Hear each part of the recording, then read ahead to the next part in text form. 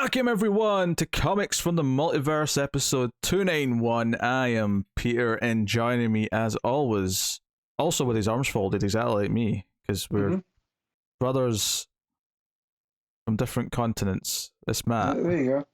Thought you were going to try to go with a rhyme, but nothing rhymes with continent. So.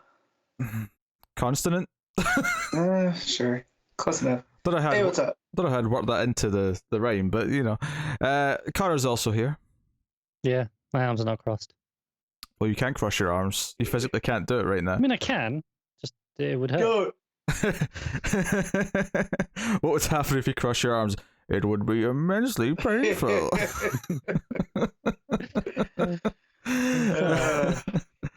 Yes, this is a DC Comics podcast. We get together, we talk about DC Comics we read this week. Coming up on this week's show, we have Detective Comics 1051, Batman 120, Dark Knights of Steel issue 4, Justice League Incarnate issue 4, Monkey Prince issue 1, Arkham City, The Order of the World issue 5, and then a bit of a quieter week, so both me and Connor got Patreon books to do this week too. So Connor's going to talk about Undiscovered Country issue 18, and I'll be giving some thoughts on Animal Man issue 16. Yeah, so there you go. That is the plan for the week. There's a teensy bit of news and whatever else is going on. So it's good. Substack is what's going on apparently. Oh, I don't have that. After our discussion last week, I don't have that. That didn't seem DC related, so it's not particularly other than some DC creators. It was funny that it was last episode we were talking about it, right? I think it was 2 ago. Yeah, maybe, yeah, maybe 2 weeks ago. Yeah, I can remember. Then there was obviously just this past week the big kind of second wave of announcements. Was all on that. This is becoming a trend. It's just when something seems dead and we call it dead on the show. No. You call it dead. Weeks later, they'll because Black Label, that seems pretty dead. A couple of weeks later, here's 10 Black Label books announced. Substack thing, there's nothing going on with that. A week later, here's 5 bits of news. I don't know. I'm still not going to get Substack. I don't care. But well, that's fair. They haven't swayed me yet, but yes. I read some good comics from it this week. Yeah, looking forward to some more. And surprisingly, I enjoyed a Tom King comic from one. Well, wonders never cease. I know. He'll read a Tom King romance comic, but he won't read Human Target. I don't understand. No, whoa. I did read Human Target. I read issue 1 to try it. I just didn't enjoy it. I didn't read issue 2. This also it was free. I thought it's free. I'll try it. Yes, issues 2 and 3 of Human Target, just 2 of the best issues we've had in the last couple of months. But yes, Substack things were happening. I don't know if did anything else exciting happen this week. I don't know. Just in general. Not that I'm aware of. No. I mean, comics related still, or anything. If we're talking about wrestling, there was a really banger of a match on Dynamite. Oh, there was. No, I agree. Yes. Other than that, it's been pretty uneventful. On my side. There was Star Wars discourse on Twitter. Oh God, There's no, always Star Wars discourse on Twitter. Let me just lay this out here now. I like Star Wars. Some would say I love Star Wars. I went to Galaxy's Edge. I have a lightsaber. All sorts of stuff. I am tired of Star Wars Twitter. Like I am close to muting it all. And we might disagree. I think our friend, my friend, I don't know, I include you guys. Alden has some very great takes.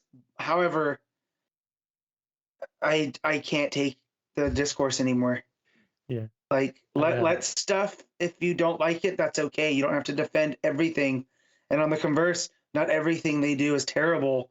Like, I just want some nuance. And if you don't like Book of Boba Fett and you have valid reasons, cool. But I'm just done. I should probably say, Pete, do you remember you watched the first episode for review and you didn't hate it, but you didn't love it. Yes, and I then recall. The second episode came out and I said, the stuff you said you liked, it did more of. You might be interested in checking out more of it at some point. Mm-hmm. I take that back. Don't touch it. you will despise it with a burning passion. Yeah, it's very. You might like the first 4, up to episode 4.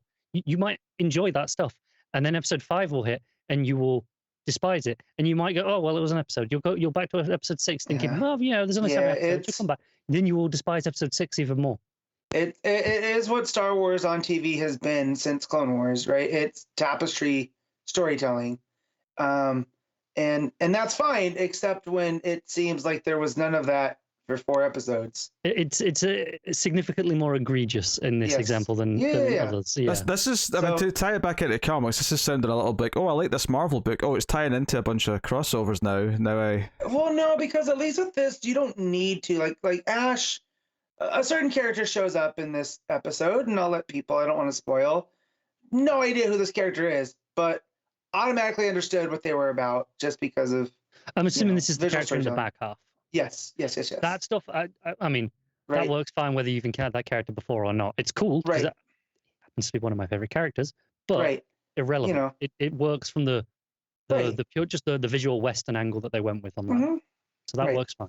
Right. First So half you know, episode, but people. but yeah. So but yeah, it's just it basically. I feel if you don't like Star Wars, then maybe stay away from the Mandalorian at this point, because it is Star Wars, the TV show, as far as I'm concerned. Book of Boba Fett, Mandalorian, all of them are kind of one and the same. Yeah, that's kind of where my problem is, because I don't mind if they just called it the Star Wars show, Right? you know, and each season just had a different like subtitle name. Mm-hmm. I would have significantly less problems. Kind of what it's been since Clone Wars, Star Wars show, Clone Wars, Star Wars show, Rebels.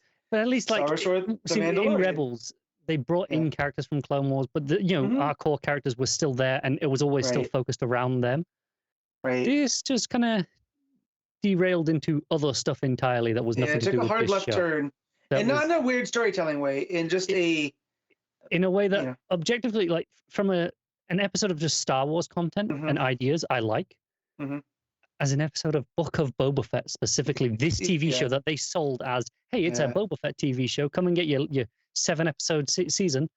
Mm-hmm. Do not enjoy it as that. Yeah, no, I get it, but yeah. As far as the discourse online goes, like everyone's entitled to their opinion.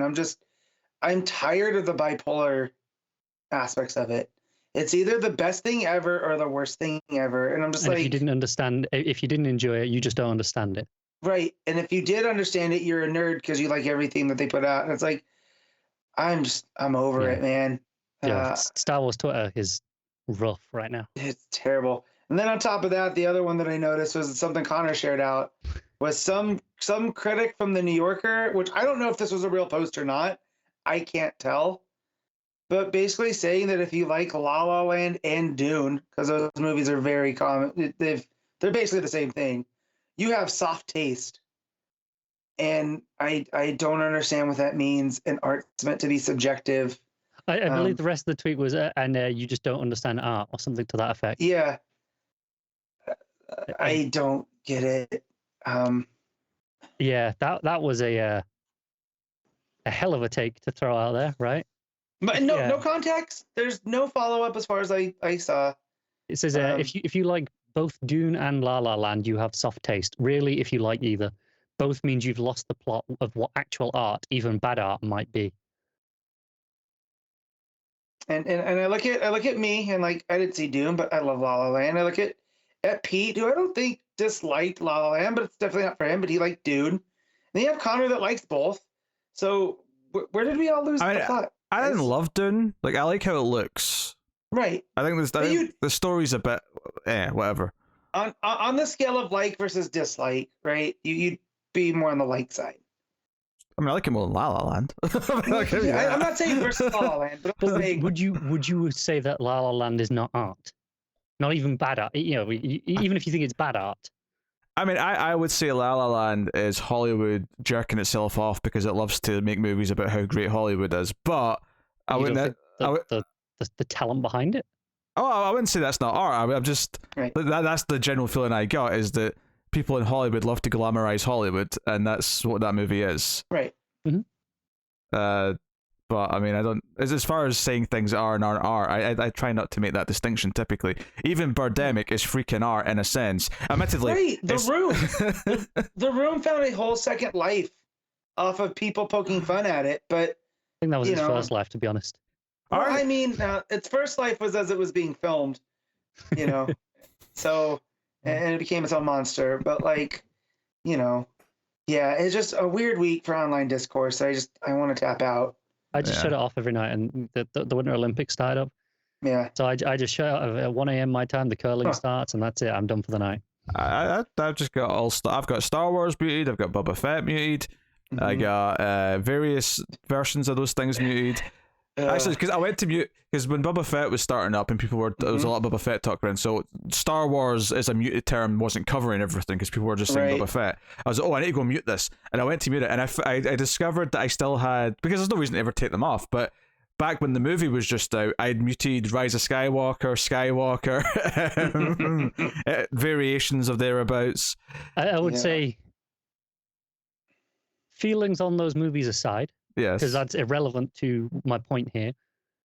You probably made a good choice muting Rise of Skywalker in terms of the Twitter discourse kind of having just being there. To be fair, Rise of Skywalker is probably the most united we've all been on a Star Wars piece of media at quite some time. Probably is. Yeah. I mean, but so yeah, that's what I'd argue is not art. That's a factory produced Big Mac. That's what that is. That was a committee in a room. I think that's the difference here between Dune and La La Land.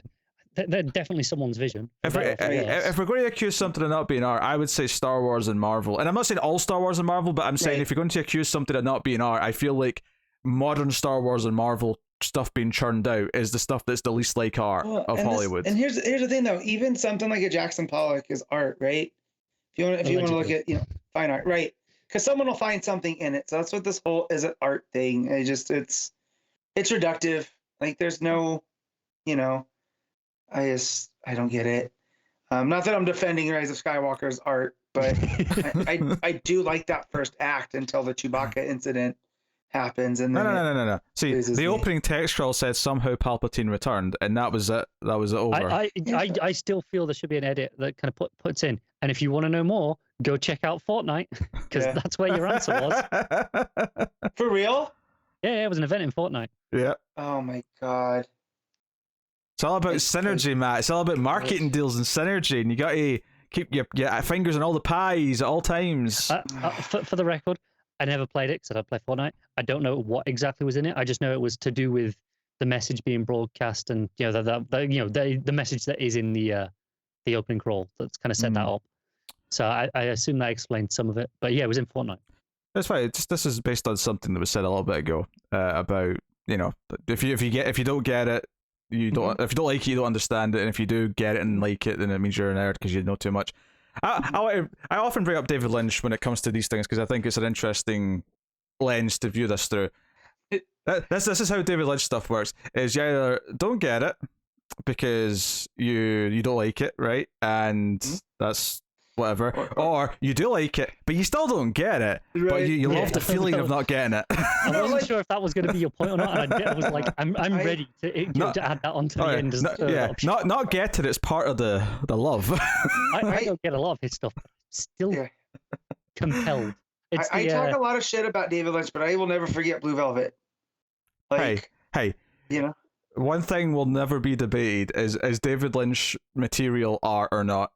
There's nothing more artistic from than David Lynch. The gift from Knives Out. That baffles me. Oh, man. But yeah, so pretty, outside of MJF versus Punk, which might have been the highlight of my week, whole lot of nothing. Well, I'm not going to say much about it because the review won't be out for a little bit, but I did go see Moonfall yesterday, so that was the thing. Ooh, I went and saw Jackass 4. Very similar movies. Do you know what? I'm not even going to spoil my opinion on Moonfall, but I still think I made the better choice. No, I have not laughed that, and I get it. Taste notwithstanding, I have not laughed that hard in a movie. Is that because internally you are still a 12-year-old boy, Matt? Oh, always. That's my favorite Teddy Roosevelt. Is the audience for Jackass, right? Yeah. My favorite Teddy Roosevelt quote of all time was someone in his cabinet making the note is never forget the president is always a 13-year-old boy. This is a man that held the highest office in the United States. Teddy Roosevelt later. Hey, here we go. And I mean, my side still hurt from certain things. It's straight up Three Stooges-esque comedy in some parts. Other parts make you watch between your eyes because it's just nasty. But That's yeah, the most memorable stuff usually in Jackass, right? Yeah, right. So, but yeah, and I watched not marathon them, but over the last couple weeks, revisiting some of the stuff. Certain things hold up. I haven't Not so seen them in much. probably, I don't know, close to a decade. Yeah, I mean that's when the last one came out. So Maybe early in university when just like in a house share. yeah, They probably got watched drunk one night. yeah. So, but yeah, Moonfall, very exciting, Pete. It's Roland Emmerich, who he tried to weigh in on Marvel movies and Star Wars, and it did not go well. Joe, the sad part is that if essentially the statement he's making, I agree with, but he is not the person to be making that statement. It's Joe. It kind of undermines it coming from him. I did not like, for the record, I did not like, for the most part, Winter Soldier and Falcon, right? Falcon and Winter Soldier, whatever that was called, Okay. right? But there's that one line. He's out of line, but he's right. That's this moment. He's out of line, but he's right. Yeah, I just thought that's hilarious. I mean, at least he knows what his movies are, though, right? Like it's never not a Roland Emmerich movie. But that's the thing, though. That's the thing. He's accusing the other things of not being what they are. Right? I saw Moonfall yesterday, and Jesus Christ, that man is still making the exact same movie that he was making in the mid-90s. It is good to know. Absurd. I mean, it looked like it, right? It did. I don't know if you really should have expected anything else based off of the trailer. No, I didn't want to see it. Tara said, "No, we're doing this at Ace. Go see Moonfall," and I'm like, "What?" Joe, James was so excited to see it. He was telling me last week, like, I booked my ticket for the weekend. I'm gonna go see it on the big, the big screen. Which I booked on the whatever the time slot for the biggest screen was. He was like so excited. I'm like, why? He goes, looks like fun. Let's see which of his movies. Well, some of these just really stand out as not him, but the other ones definitely. He's got a couple of weird things that don't seem like him, but for the most part, he's done the same thing for 20 Yeah, Anonymous, years. which was this Shakespeare's Not Shakespeare movie. Yeah, that one, yeah. It wedged in between 2012 and White House Down. Yeah, even White House Down feels not him, because that's more of a Die Hard knockoff. Yeah, so... But everyone's got one in them. Yeah. Apparently. It's like everyone's got one Batman story. Everyone's got a Die Hard knockoff. Sometimes it's both at the same time. It's a malleable concept. That's it. I got the Batman trailer on the big screen, and we went with my sister-in-law and brother-in-law. I wish I got the Batman trailer. Jesus Christ! I got 2 Channing Tatum trailers. 2. This tells you a lot about what cinemas think. The audience who see Jackasses versus the audience who see I got 2 Channing Tatum trailers. One was him and the dog, where he's like befriending this old army dog. And then Lost City. Yeah, there's the crappy romantic comedy where we're just going to pretend that Brad Pitt and Sandra Bullock are still in their 30s when they're both like in their mid 50s for some reason. It looks so bad, but because there's a lost city in ruins in a jungle, I have to see it. Of course, what the hell is this movie? It's basically romancing the stone. Yeah. Connor, but Sandra Bullock's a writer. Daniel Radcliffe comes and recruits her to find an actual lost city, since she's so knowledgeable from writing her really bad paperback romance books. It's a stupid movie logic. And Channing Tatum's essentially Fabio, who's the cover model, who, really wants to be with Sandra Bullock, so he goes to save her. It sounds like just like a Dan Brown movie, just with the... Yeah, kind of, right? But much more lighthearted, though, than... Yeah. I've never seen a Dan Brown movie. I'm just going off trailers for Dan Brown movies versus a trailer for this. But we got the Batman trailer, and my sister-in-law, who is not as dialed into pop culture, that's not Disney, went, another Batman? When did this happen? And I was like, so this is what it's like to not be dialed in. She's seen Encanto 14 times, but didn't realize the Batman's coming out. Yeah. Every time, I mean, I've not been that much, but every time I've went to the theater, since I started going back again, every single time I've got the trailer for the Uncharted movie, and like it's just like a sick joke at this point. I've still not seen that trailer, and I'm like, in my head, I just don't want to see this trailer, because in my head right now, that movie just doesn't exist. It's just a funny joke still that gets shared. I can't believe it's coming out here in like 2 weeks. Is it actually? Yeah. Is that very different from anywhere else? Well, no, I didn't know if we were getting it at the same time. So yeah, I didn't realize it was that close. Yeah, it's like February 11th here. yeah, We get it before that's you. this week. Oof. No, February 18th here. Yeah. So it's in 2 weeks. So we got a week of it before you. Yep. Oh, yippee! I'll make use of that. Yeah. I mean, feel free to not spoil. Uncharted are like some of your favorite games. You should be rushing there for the midnight launch. They cast Mark Wahlberg as Victor Sullivan. I am giving it nothing. You're going to give it 3 tickets. No, I'm not. It's got nothing from me. One for each Uncharted movie. He's horribly miscast. They even put on a goddamn mustache for the part. He's just playing Mark Wahlberg. It is infuriating. Oh, I got the trailer for the movie where Nick Cage is playing Nick Cage. Oh, I've seen that trailer. Oh my god, I can't wait. The unbearable weight of being, or something it's called? What's it called? Unbridled creativity or something like that. Unbridled talent. Yeah, basically, some rich guy invites Nicolas Cage out for $1 million to like come hang out with him, and they end up under attack. But he's just playing himself. So there's lots of jokes about how he's Nick Cage. Okay, when Matt says Nicolas Cage being Nicolas Cage, I just assumed he meant like normal. No, not literally. No, he's playing himself. Yes, he's playing himself. Like he sees a really bad wax model of himself in this guy's museum and goes, this thing's hideous. Can I have it?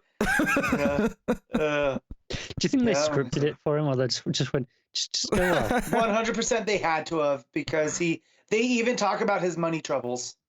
Yeah, sure. And that's why he has to take this job to go hang out with this rich guy. I feel like Nick Cage strikes me as a little more self-aware compared to perhaps some other deleted jokes. Yeah. I think he's very aware he does a lot of bad movies, but they pay, so. Yes. And that's it. Well, that's the old Michael Caine line, right? For Jaws 4. Yeah. I haven't seen the movie, but I see the pool that paid for it. I saw the movie for the first time not that long ago, and that's the only Jaws movie I still have yet to see. It's time for you to fix that, man. I threaten it every year and I never get around to it. I mean, it's literally a shark coming for revenge because they killed the shark in the first movie. It's that's how sharks work, isn't it? Apparently there was a subplot from the script of the book, if there was a book even for this one, that explained that it was something to do with voodoo or something, but that's not in the movie, so it's never explained that the shark is smart enough to track them down. That's in a shark movie. I don't know which shark movie I've seen that in, but it's in a shark movie. It's not a Jaws movie though, because I watched all 4 of them. Yeah. Recently. It's one I've seen in the last handful of years that definitely had some sort of magical aspect. Maybe it wasn't voodoo exactly, but it was something along those lines. I mean, you got Jaws, you got Deep Blue Sea, you got maybe The Shallows. After that, you could probably just cop out and not watch anymore. I don't know if there's any other good ones. That's not enough shark movies. What the Meg? I saw the Meg. It didn't do much for me. Yeah, not once did Statham try to punch a shark. I'm not saying it's a good movie, but I mean, on the scale of shark movies, it's still in the upper tier. I mean, sure, it's better than Sharknado, and it's better than the Jaws sequels. Well, 3 and 4 at least. Yeah.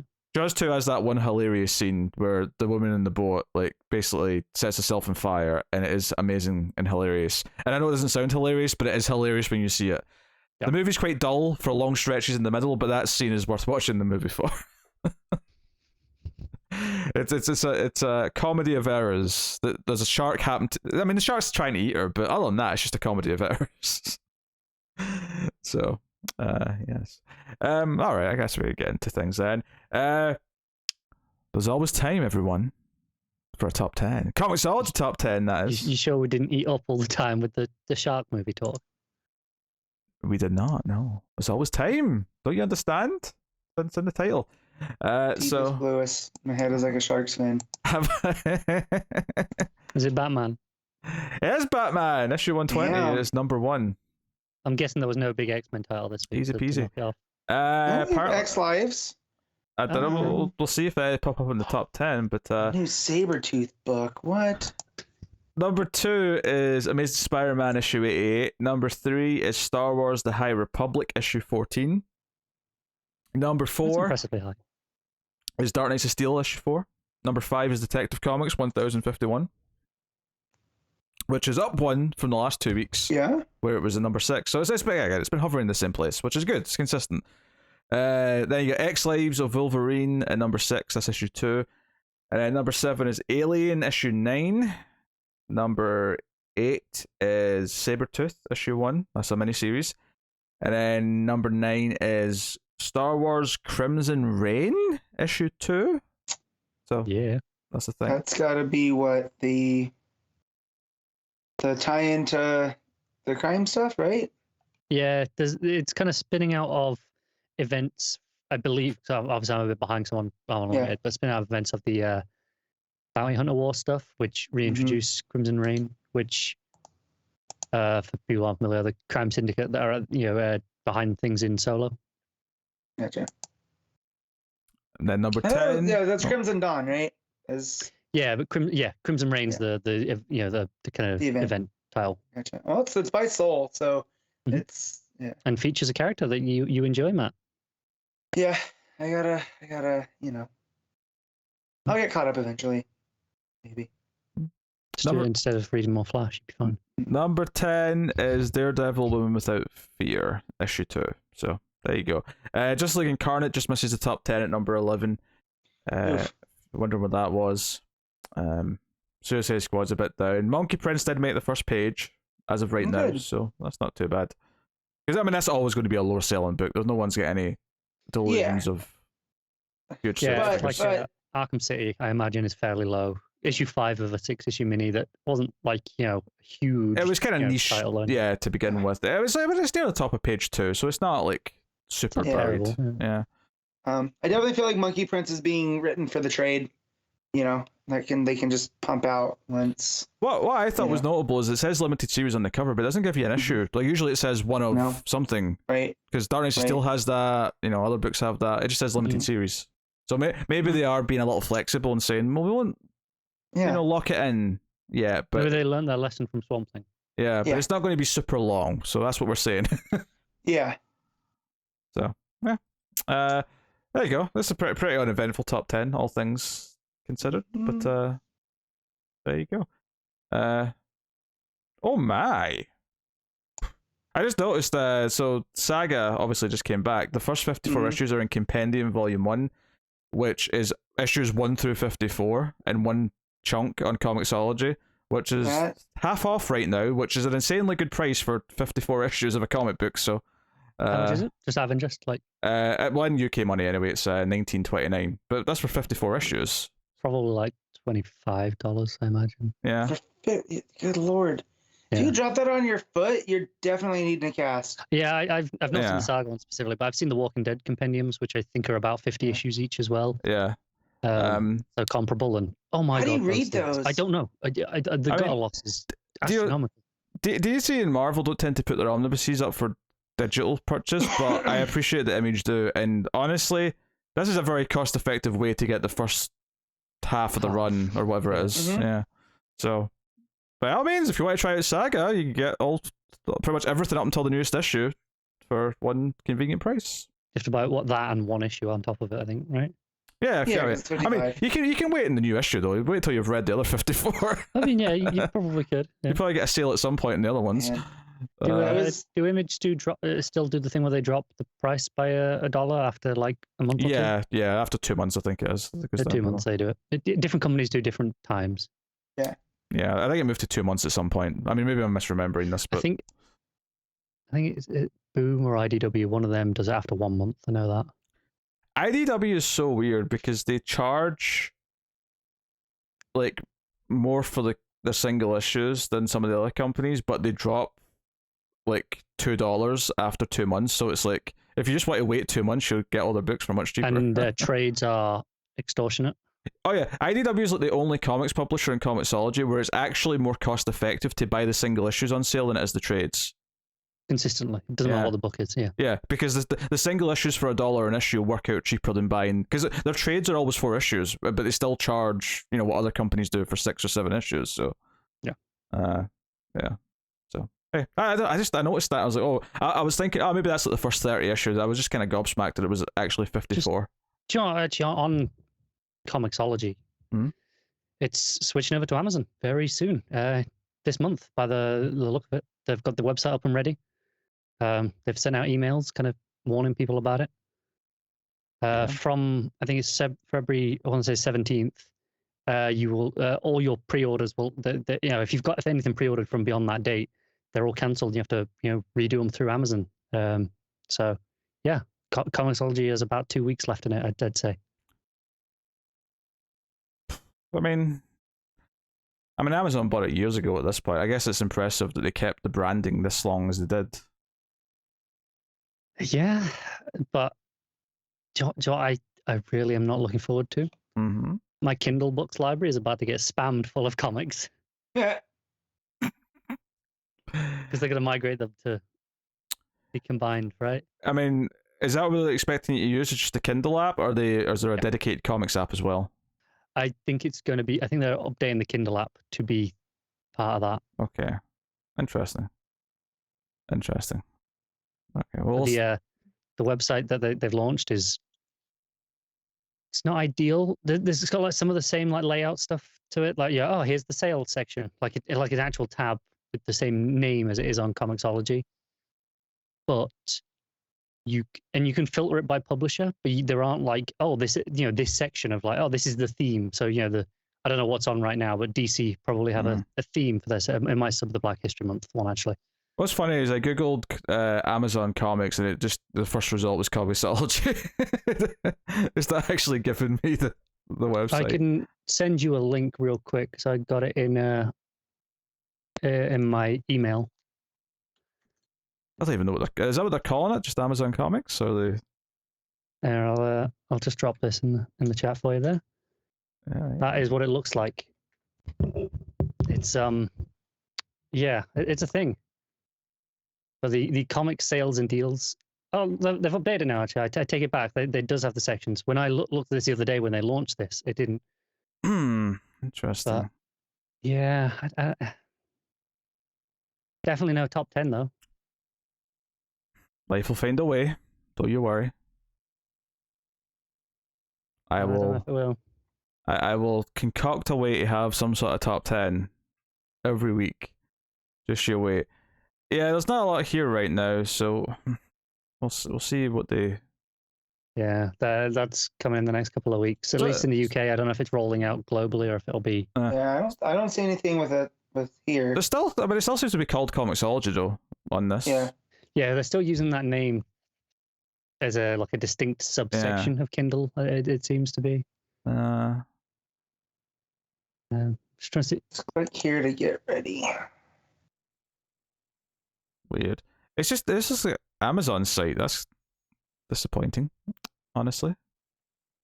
Not the best for browsing, but hey ho. Yeah. Well, let's move on. So there is one bit of notable news this week. Matt sacrificed a bunch of goats, apparently. Because we're getting a comic book called Jurassic League, in which the Justice League are all dinosaurs.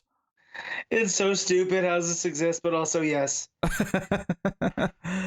Yeah, I mean, what even say? There's not even a lot of information on it in this news story. So it's Jurassic League's a 6-issue miniseries that reimagines the entire Justice League, including Batman, Superman, and Wonder Woman, and villains like the Joker as dinosaurs in a world evolved from prehistoric creatures. I'll be honest, this made me think of the Super Mario Bros. Movie when I read that. I can see it. That's what I was thinking.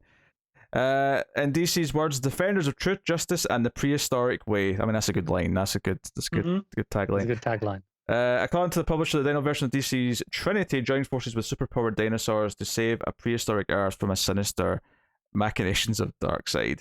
Does it appear to be a creative team? There is a creative team. There is, yeah. It's Daniel Warren Johnson is writing it. Oh, okay. And Juan Gedeon is doing the art, which is interesting to me because it's the first time I'll have read a Daniel Warren Johnson book that he's not done the art for. But you guys heard me praising that Beta Ray Bill book a few weeks ago. That was him, so that puts me even more excited for this than just the premise. Can I just complain? The reason why I thought there was no creative team is because the amount of ads underneath the first few paragraphs made me think it was the end of the article, and I didn't have ad block. I do, but it doesn't block Newsarama's ads for some reason. You need to update your ad block. Mine does. But yes, That was the issue. There's actually a lot more information. So when you said there's not that much information, you missed like 2/3 of the article. More than that, even. I had the first little bit of the cover. And there's like a whole interview segment here. He's talking about the book. It's a whole thing. My favorite quote is, "I dig the Justice League, but I dig them more as dinosaurs." I read an interview piece with Johnson, and he was saying why he picked certain dinosaurs for the certain characters. Mm-hmm. And like when it came to Superman, you don't want to make him a T-Rex, right? Because that's not the spirit of Superman. Because you want something that's, big and strong, but also friendly. And I was like, oh man, they've been doing some, they really thought about this book. It's not just like, wouldn't it be cool if the Justice League were dinosaurs? And with the Triceratops as Wonder Woman, it's like, this is an animal that could, take on a T-Rex, but, also, you wouldn't expect that. And you're like, okay. And then it got to why is Batman an Allosaurus? And it basically came down to, an Allosaurus has these little horns, and it was, kind of reminded me of the bat cowl. Yeah, it's a little bump to remind me of the bat ears, so I went with it. It's like, I'll take it. It also makes sense. I love that Batman is still the only one without powers, even as dinosaurs. Yeah. I would, my gut instinct would say a Velociraptor for the Flash because of the speed, but everything else about the Velociraptor does not match any Flashies. Maybe Reverse Flash, I suppose, if you really want to push it, but not the actual Flashies. I think this book is going to be a blast. It's going to be stupid fun. Like there is no way this is a serious book that is like high art, but it is going to be amazing. Speak for yourself. This is high art in my book. Oh, then who are we to judge? But yeah, so they have Joker as a Dilophosaurus, which I think is hilarious because if you have the squirting flower, and the common misconception that Dilophosaurus were the spitting dinosaurs, which was something made up by Michael Crichton for Jurassic Park. But still, it's pretty hilarious. He actually looks in the preview art, looks more like just some kind of creature more than a Dilophosaurus, which fits Joker so well. Yeah, it's very creepy looking. Yeah. So. But random announcement, because usually we get these announcements in the run up to solicits. This is just a random early announcement in the month. Yeah, I wonder if solicits are maybe a bit, because solicits are usually around the second or third week, right? But with February being a shorter month, maybe just the way it falls, solicits will be next week. Maybe maybe it'll be next week.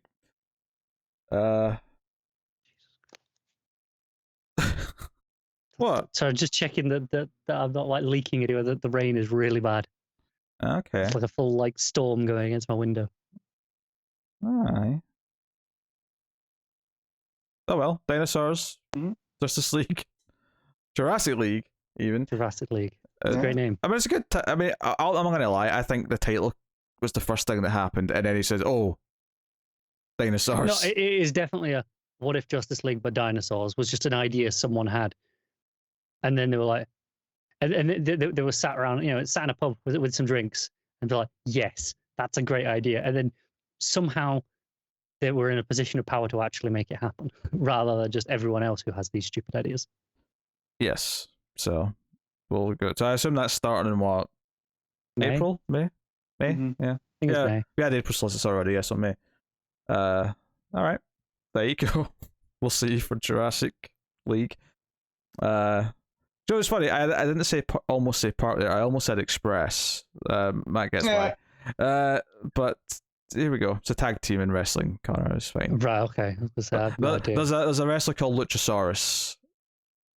There's a dinosaur mask, and if he was actually a better wrestler, he'd be my favorite thing of all time. But he's kind of janky in the ring. Not that he doesn't try. He's all right. He's got presence. Yeah, he's the perfect big guy for Jungle Boy to team with.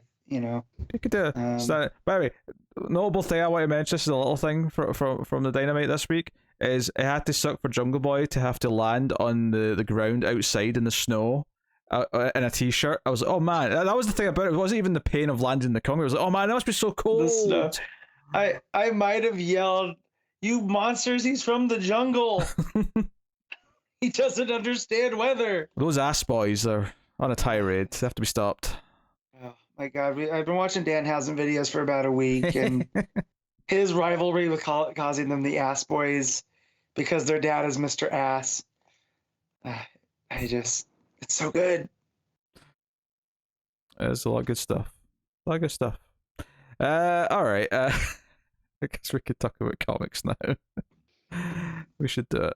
All right. Let's start with Detective Comics 1051. Mariko Tamaki writing with Max Raynor now on the main art duties. Yep.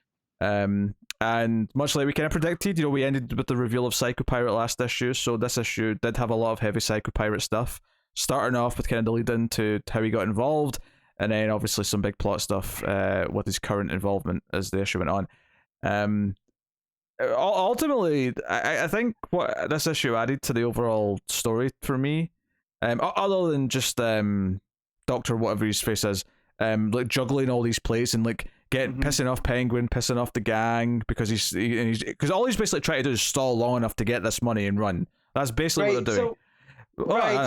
So the thing that this issue added though, other than that, was this idea that this ticking time bomb of like all these patients like eventually going nuts and like this big situation that we know we're building to is the idea that the other thing that's also on a bit of a fuse is Psycho Pirate, because he is single-handedly trying to control all these people, and he's been asked by what's his name? Thank you, Dr. Ware.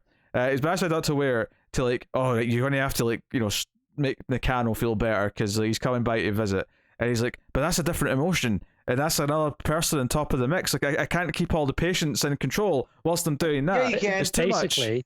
when he's describing this web, it's the Charlie and Always Sunny, the murder board, essentially. Yes. That's what you should be picturing. Great. Now Psycho Pirate's Charlie Day in my head. You're welcome. It fits, right? It does. Just an absolute mess of a person. Yeah, so I dug all that stuff. So we have that Ware is selling these drugs out on the street, but they come back as basically salt pills or sugar pills. So did he think he was just going to be able to get away with selling not drugs since he's not using drugs? Well, no, I think he was. Like, I think this is like he was giving them proper shipments before, because they meant like the back characters mentioned that they are out in the streets and there's people cooked on them. And I think they mentioned it's only half of this shipment that are like the sugar pills, right? So is he running out? That's my question though. Is like, if he knows he has a deadline, right, for Nakano to hand over the money, why would he overcomplicate it by sending out bad pills? Maybe he thought he'd have the money by now, and he tried to like cut corners by just like shipping one batch in two and selling it to two different people. I don't know, because both Penguin and the gang both like are half cut half short. I would say it's a case of he knew he had this deadline of okay, this is how long it's going to take me to get the money from Nakano, and it's taking slightly longer than expected. So he started trying to, I'll just make the product last a little bit longer. So I'll cut it down by a half and just top it up with some cheap just some sugar pills, and like being like, this will buy me some time. I only need a few more days. That's all I need. Yeah, Joey came across to me in this issue. He came across as Adam Sandler from Uncut Gems to me. Yes, that's exactly what I was just about to compare it to. That's what I was getting from him. The way he was like, see him disposing of bodies. Oh yeah, really calm. It's like, hey, no, I'll sort out. Don't worry about it. No problem. Yeah, because the way he frantically is calling around people, and he's trying to like talk to what's her face, Meridian, and he's like just sort of trying to be calm with her, but when she's like, yeah, I'm not going to sign over my report until I've met with Dr. Ocean, which obviously he's stalling because it's that Psycho Pirate and he's not wanting to actually meet him. So he keeps saying "oh shit" every time he hangs up the phone, and it was starting to be really funny in a sort of maniacal kind of way.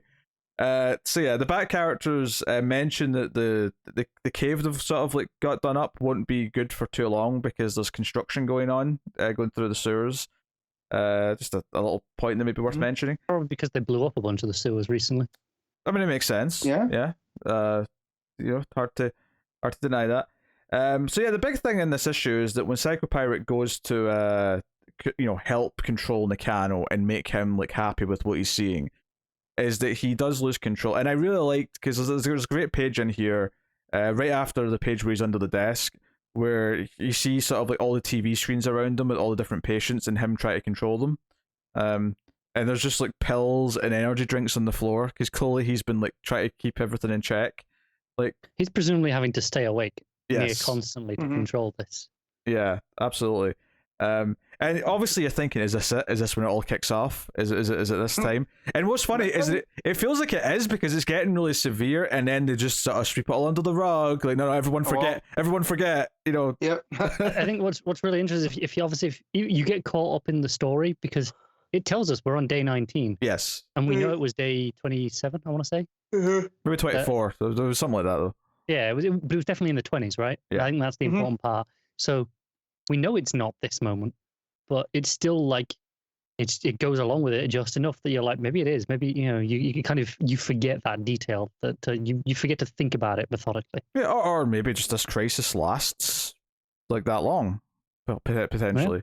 Clearly it doesn't. Obviously by the end of the issue, yeah, they do kind of sweep it under the rug, but like there are dead bodies.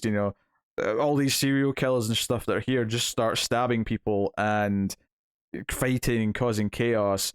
And Anna Volshin actually grabs Dick, who's in like he's planting like some spyware on a laptop for Barbara, and comes running to see what all the commotion is and gets hit and gets grabbed.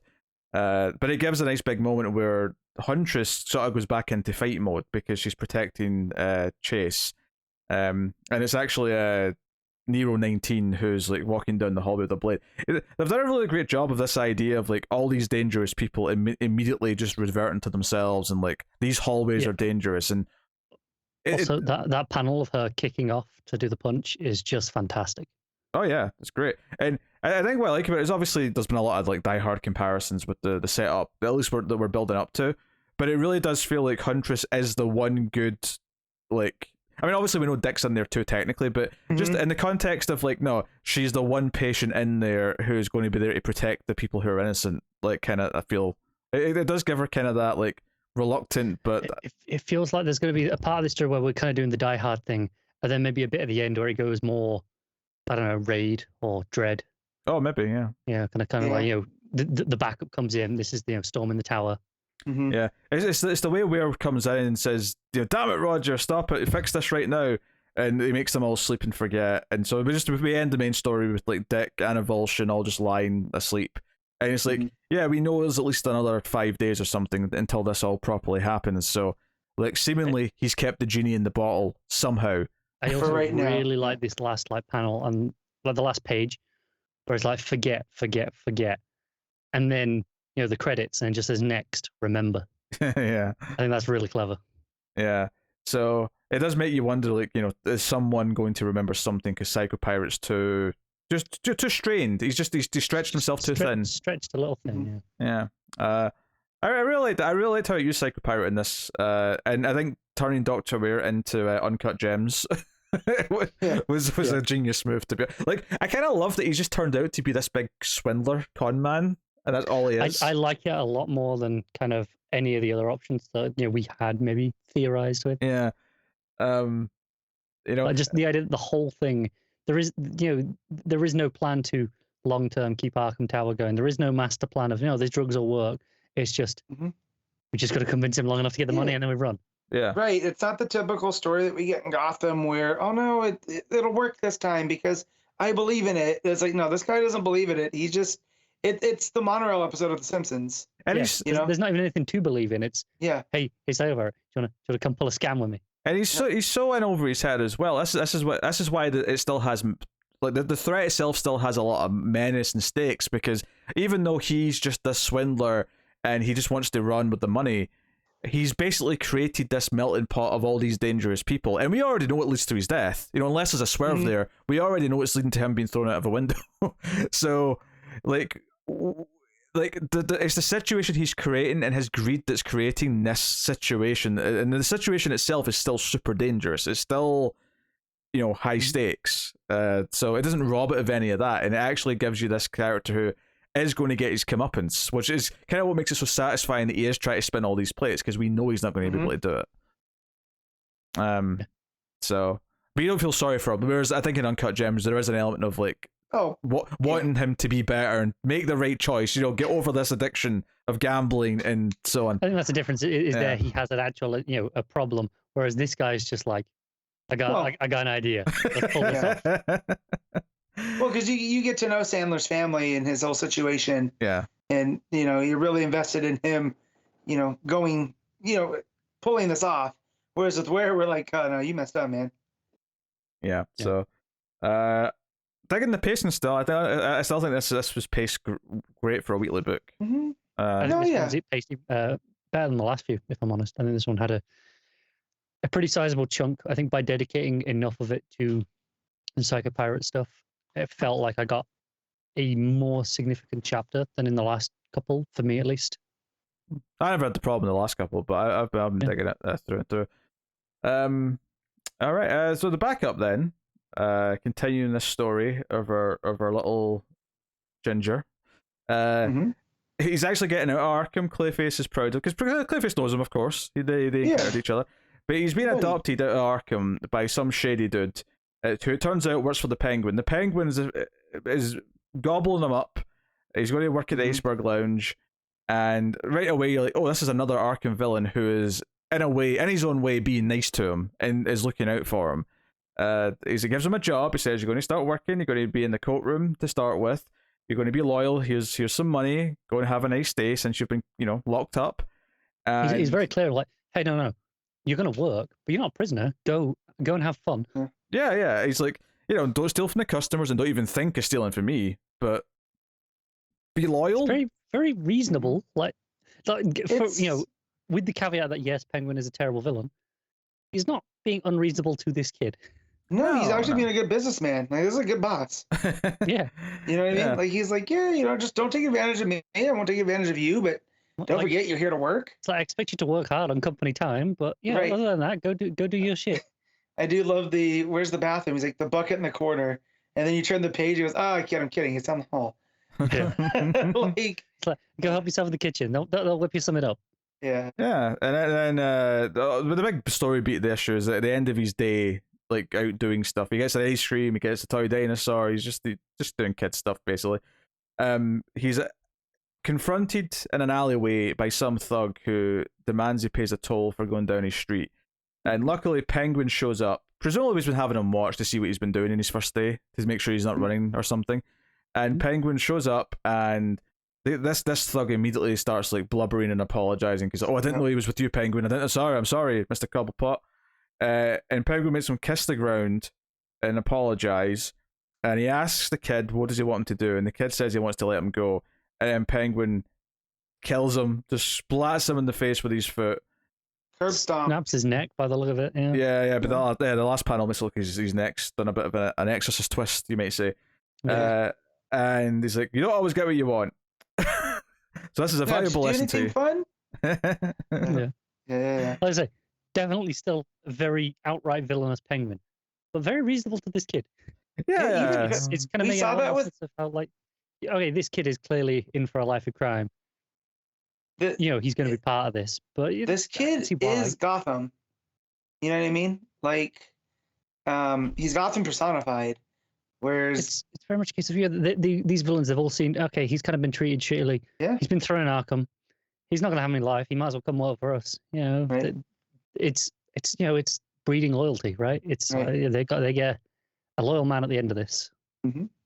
Yeah, which makes you wonder if this ends with him face to face with Joker at some point, because we're running through the other ones. I mean, I feel like Batman and Joker are the two that he has to confront at some point. Right. By the end of the story, just because we started with them. Mm-hmm. But yeah. And then that kid also from the orphanage, the Elliot kid. Mm-hmm. I'm sure there's going to be more with him here, but he shows back up in the limo. And at first I thought this was going bad places. I did the same thing. Yeah. And then it's just Penguin, and he's going to be one of his street urchins, and it's kind of reminding me of Game of Thrones with Littlefinger, as he picks up his little birds. That's exactly what it's like. Yeah. So, it's really good. You mean he's prostitutes? Wasn't he like a...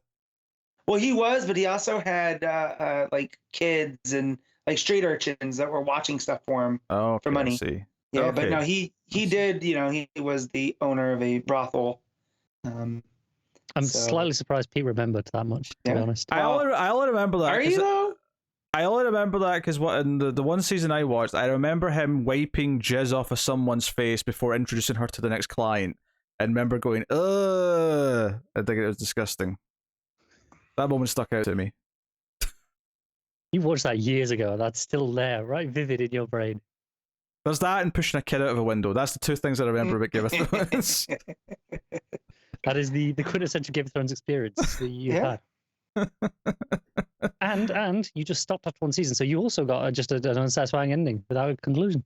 Well, from the sounds of it, everyone who finished it got a satisfying ending. Exactly, the quintessential Game of Thrones experience. Yeah, true.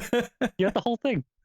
Yeah, but he didn't have to deal with the red wedding, and all that stuff. Anyway, so a lot of people would have relished it in that part. Yeah, probably he would have been on what's his face's side. Yeah.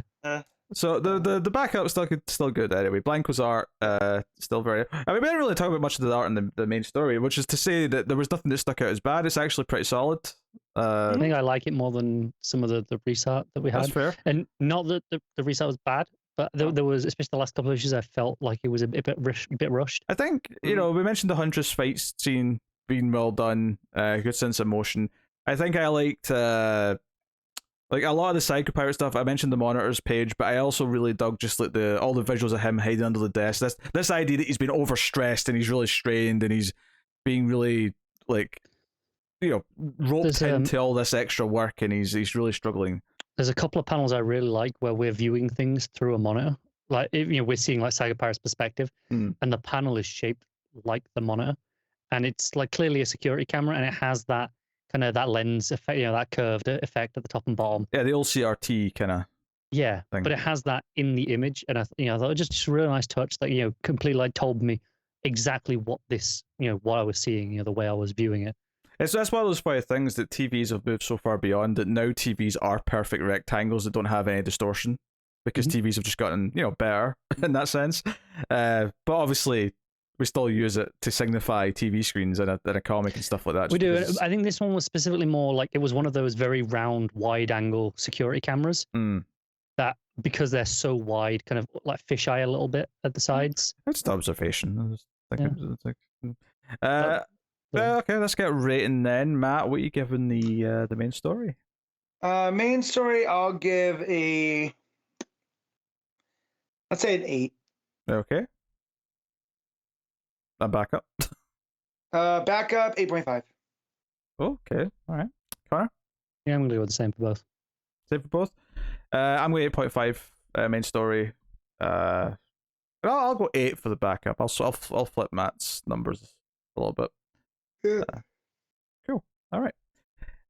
In that case, Batman issue 120. Joshua Williamson writing, and I wrote down the artist this time because I think there's only 3. When that is Jorge Molina. I think there's 2. No, I think there's 3 because Mikel Janin is definitely in there as well. He's not on the cover, but he's definitely there's some Mikel Janin art in there. Janin is on the cover. It wasn't on the image on the website on League of Comic Geeks, so they clearly added his name to it at some point. But Tomeu Morey is the third artist in question. That's the colorist. Is he the colorist? Yeah, it's only Molina and Janin. This is the problem. They've made this so convoluted with how many artists this book has had that I legitimately was having trouble telling who the artists were. Outside of opening to look at the credits page, but that takes too much time. I feel like you'd be more accurate if you did that. It would be, but I'm the front page also has Benedetto on there, unless that's the backup. I'll be the backup, yeah. Okay. I'll be the backup. So that's not on there. Actually, I don't know because the backup has its own little thing on the right on the cover. Oh, sure. Okay, remember then. Yeah. Well, regardless of who's doing what art where, and we'll talk about the art, I'm sure, because there is that flipping back and forth between the artists again, which has some, results. There's more of it this issue than last. I think. Do you know what's so weird is that I love Janin's art and it looks great, but because the other stuff from Molina is so moody and perfect for the story, I found texture. I found myself being disappointed everything that went to Janin, and I love Janin's art. Molina's stuff, it's a bit scratchier. Yeah. Yep. It's a bit grittier to it. Yeah, the massive texture. It's got that sort of paint texture to it. Yep. which I really really like. It's But like heavier on the inks, right? yeah, but yeah. So our detective here, Kea, she smuggles Batman out of the crime scene in a body bag, and even cracks a line. Why is there a zipper inside the body bag? What purpose could that possibly have? I suspect that it's just not that hard to still pull it down, even without the little zipper part. Mm-hmm. But it's a funny joke. I'll take it. Yeah.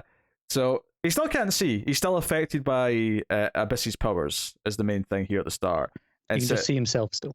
yeah. So he's like, okay, can we go somewhere dark so I can check myself out and maybe try and figure things out? We see Lex at Lexi's building in Badnesia. Because of course he has a building in every city, presumably. Yeah. Why not? And he's confronted by Abyss's powers, and he reveals that he's actually got a bat suit that he actually did build for Batman, because he was hoping that Batman would join up with them, and he built a suit that is designed to counter Abyss's powers, so Lex can still see. It actually, obviously, I'm sure this will be explained at some point when we find out how Abyss's powers work and how Lex has countered it. But he's figured it out, and he has a counter suit for it.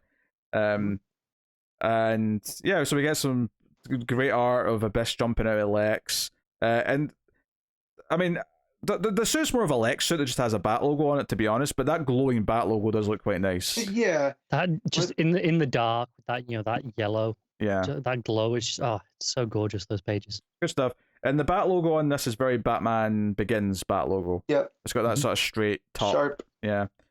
So we're at Kaya's apartment, I think, and they did that thing where Batman's over in the shadows. He's like, no, you don't turn the lights on, because I had to take my mask off to check myself out. So he's like in the moody shadows the entire time, as she's kind of off on the side, talking to him, making tea, and then ultimately stitching him up because he's got a wound in his back or his side that needs attended to. And she has this somewhat tragic past. She wanted to be a cop. She wanted to find missing persons. And comments that Batman, her parents went missing. Yeah, Batman probably knows all of this already. I really hope her parents don't turn out to be important people. I hope that trap's avoided. They're not the president of Badnesia. Yes, I really hope not. Money on her being recruited to be the Batman of Badnesia by the end of this story. Oh, I could see that. Maybe. I could see that. But yeah, so good stuff. And the art here is good. It's just like every time we cut to Batman and he's in the panels and the shadows, I'm like, oh, this would be better with the other artist. And this is I really like those panels though. Not to say the other stuff's bad. But... Yeah, it's just a case of like swapping between artists does this thing, and basically for this story and for the moodiness that it's going for, I do think the Molina art is more suited. It's a lot less distinct as well than last issue, where it was very clear. This Lex section is where we're doing with Janin, and the other stuff's Molina. Here it's a bit more just we'll do some with either or, and we'll kind of just switch where we feel like it. It's not as rigid. Yeah, it tends to be more related to Abyss, plus the Batman stuff and the van at the start, basically. Which isn't a terrible, break for it. Is the idea that Abyss has this effect on the art when he shows up, since that's what his powers are like. Yeah, but it's still going back and forth. So we find out that the Batman Inc., all the members that were arrested, have all been put in this super high security prison. And Batman's like, I need to go see them. I need to figure out what's going on. And he still can't see anything but himself. So he's still severely handicapped as far as fighting goes. So sure enough, they go to see them. We switch back to Molina. He describes, names of the various, Batman that are there. Yeah. And goes to meet them. Turns off the lights himself, and they have a confrontation with him. And what's interesting here is obviously they know that Abyss isn't dead yet, and it's like, okay, well, I can go and talk to them, find out, are they really working for Lex? What's going on? And they basically start fighting Batman. They have a big confrontation, and Batman demands to know why would they work with Lex Luthor, and the security guards are coming after him at this point, and it all builds up to a big reveal at the end, because Lex shows up in his batsuit, and the twist at the end of this issue is that they're not really. I mean, they're kind of working for Luthor in that he's financed them, but that's not actually their leader. It turns out they're working for Abyss, and in the final page, it's Abyss has shown up out of nowhere, and all of these Batman Inc. characters are standing behind them as a team. And it says next time Lex Luthor and Batman team up, because maybe Batman's going to have to team up with them. I kind of love it. I mean, I kind of like it in terms of like, okay, this is more interesting in terms of a direction to go. But I did feel Abyss's appearance here in this last page felt so like to the point where I was thinking, was this one of the other members who like took their mask off and turned it to Abyss? Like, what's going on? Yeah, because they were supposed to be arrested for killing Abyss. So much that the police are calling them murderers as they walk them out to when Batman has them. It's very messy and overcomplicated. I assume that's the plan is, all right, let's draw Bruce out. He'll come and investigate if all of us are imprisoned. So they're all in on it, right? Maybe, but it just seems here that they're, the Hood tells Batman, this is our case, you need to back off. It's very weird that these Batmen would sign up with whoever Abyss is. I wonder if that's maybe they are intentionally out of character because something's going on. Yeah. Like I don't want to say brain control, but like Abyss could have more powers we're unaware of that's affecting them or something. Maybe. It's hard to see. I'm looking forward to like getting more of like how and why for this. I will say that I did like the effect of that final page. I just to me the problem wasn't necessarily the complicated nature of like the machinations of the twist. It was more just where did he come from, because it felt like he wasn't in the scene and then he was just standing there for the full group shot. So that was a little bit strange. But also we should mention that Batman can still see Lex. Whatever Lex has got in his suit means that Batman can still see him even though he's affected by the powers. Batman was also hypothesizing that it might be nanobots or something that's causing him to do this, and that that would make sense for Lex to counter whatever Abyss's powers are. So yeah. But yeah. I mean, I had a good time with this issue. I think Kaya's a pretty likable character. The more bonding she does with Batman, the more likable she's becoming. So good supporting cast member added to the. Not that she's going to. I mean, I doubt she's going to come back to Gotham, right? And I'm assuming she's going to stick around here. Yeah. But enjoyable for this arc certainly, and Lex looks great in that weird bat suit. And there's no cowl. I mean, when I say bat suit, it's just a bat logo. Yeah. But I imagine there was a cowl. He just doesn't wear it because Lex wouldn't dare cover his face like that if he didn't have to. Right. I'm actually surprised that it doesn't have a higher collar that ends up in the two. Like gives him the same figure as Batman, like in silhouette. All right. I feel like he would almost look like some sort of robotic vampire with that collar like that. Like he's trying to like be Nosferatu or something. The collar's already pretty high. Yeah. Yeah, that'd be kind of weird. Yeah. I'm digging this. It does feel like an interesting story. I was worried when we heard that Batman Inc. was going to be a factor in this story. I was a little, I don't know if I really want Batman Inc. stuff. This is more interesting to me because it's more using them as a plot, not even a plot device, but like their plot collateral as opposed to the plot being about setting up more Batman Inc. stuff. And I'm enjoying the new characters that have been introduced, and I'm typically enjoying the art, although I do wish it was a bit more consistent one way or the other.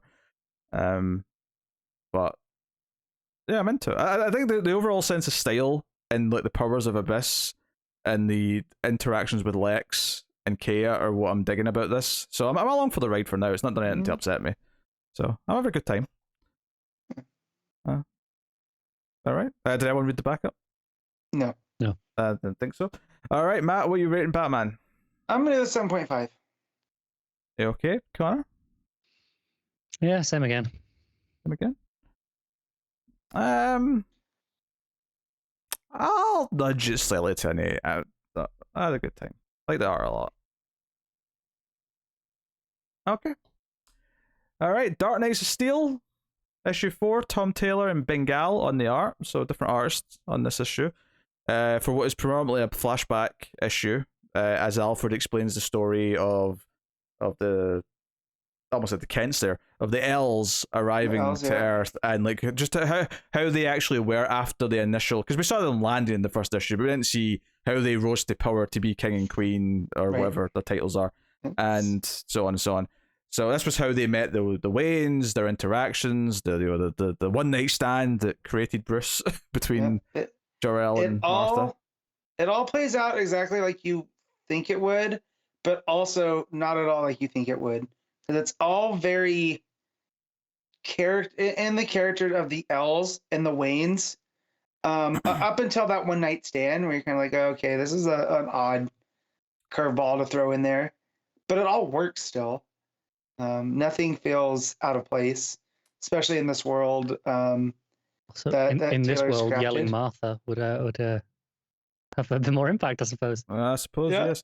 Yeah, I mean, ultimately what this issue is that it's an issue to show that Alfred is still Alfred to Batman, right? Yeah. Even with all the different context. You know, the last line of the issue is him saying, I've got my king, or, I've got a king. Mm-hmm. And the way he's giving him a pep talk here, and he's telling him all this so that he doesn't doubt himself, it's all very Alfred, despite the fact that we have all this wacky different context. Mm-hmm. And that's what kind of makes it work, is overall as a Batman story, is a version of Alfred and Batman. So, I mean, the backstory itself, ultimately they were in hiding, but then this volcano was going to go, so they want to warn people without revealing who they are, because they don't want to be, they don't want people to see them use powers. They want to just be off the grid effectively. And it makes a lot more sense as well. Again, they've escaped from Krypton. It's clearly the geological impact of Krypton. Yeah. Is the the backstory from this book. Mm-hmm. Given that Jor-El wakes up terrified of this earthquake at first. And we get the creation of this. So let me just throw the words together and let's get reactions to this. Mm-hmm. Alexander Luthor becomes the Joker with the Green Lantern ring. Thoughts? Mm-hmm. I think the fact that he has now merged Superman and Batman, right, within Bruce, because now Bruce is half Kryptonian. So it's only logical that he mixes Luthor and Joker. However, him being the Green Man with the Green Lantern ring, okay, that's different. I will say it's very wild, and it's a take. I'm not opposed to it. No, I'm very kind of open to these sorts of things in Elseworlds, because screw it, why not? Well, I do like that we get Lex's origin here. That he was in the council of the Waynes, and when the L's offered help, he threw him out. He was Wormtongue. Yeah, and so from Tolkien, I got that reference. And so it specifically didn't tell everyone what it said. He didn't tell everybody, and so the L's act on their own and save the day, which then puts them in with the Waynes, who then throw out Luthor for his betrayal, trying to keep his own spot. So then, of course, he gets, mad with envy, as we've seen in different, so I was like, okay, this tracks for Luthor. And then this green meteorite comes down. I was like, oh, this is how he loses his hair, because it's kryptonite. That's where we're going to get kryptonite from. Mm. And no, it ends up being a ring, and he ends up becoming a version of the Joker, which I was not expecting. I thought this would just be Luthor with the Green Lantern ring. I didn't expect it, but I don't hate it. No, I don't hate it either. He also, I throw that Wormtongue reference there, but the more I think about it, the more bang on it is. He kind of came in, he had this kind of this power in the court.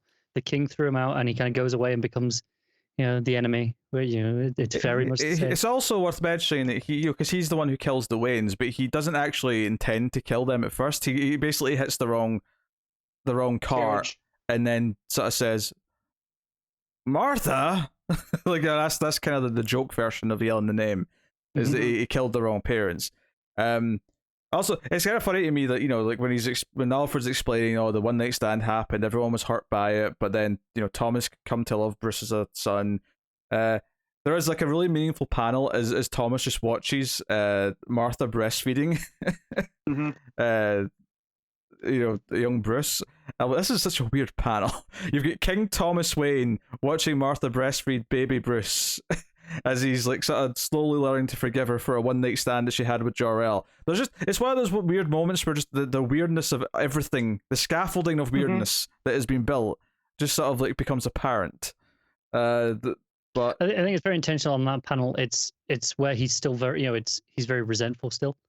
Mm-hmm. He's he hasn't got to the acceptance stage, which kind of comes later on that page. But he's seeing this, and it's still like, oh, this isn't mine. He's uncomfortable with it.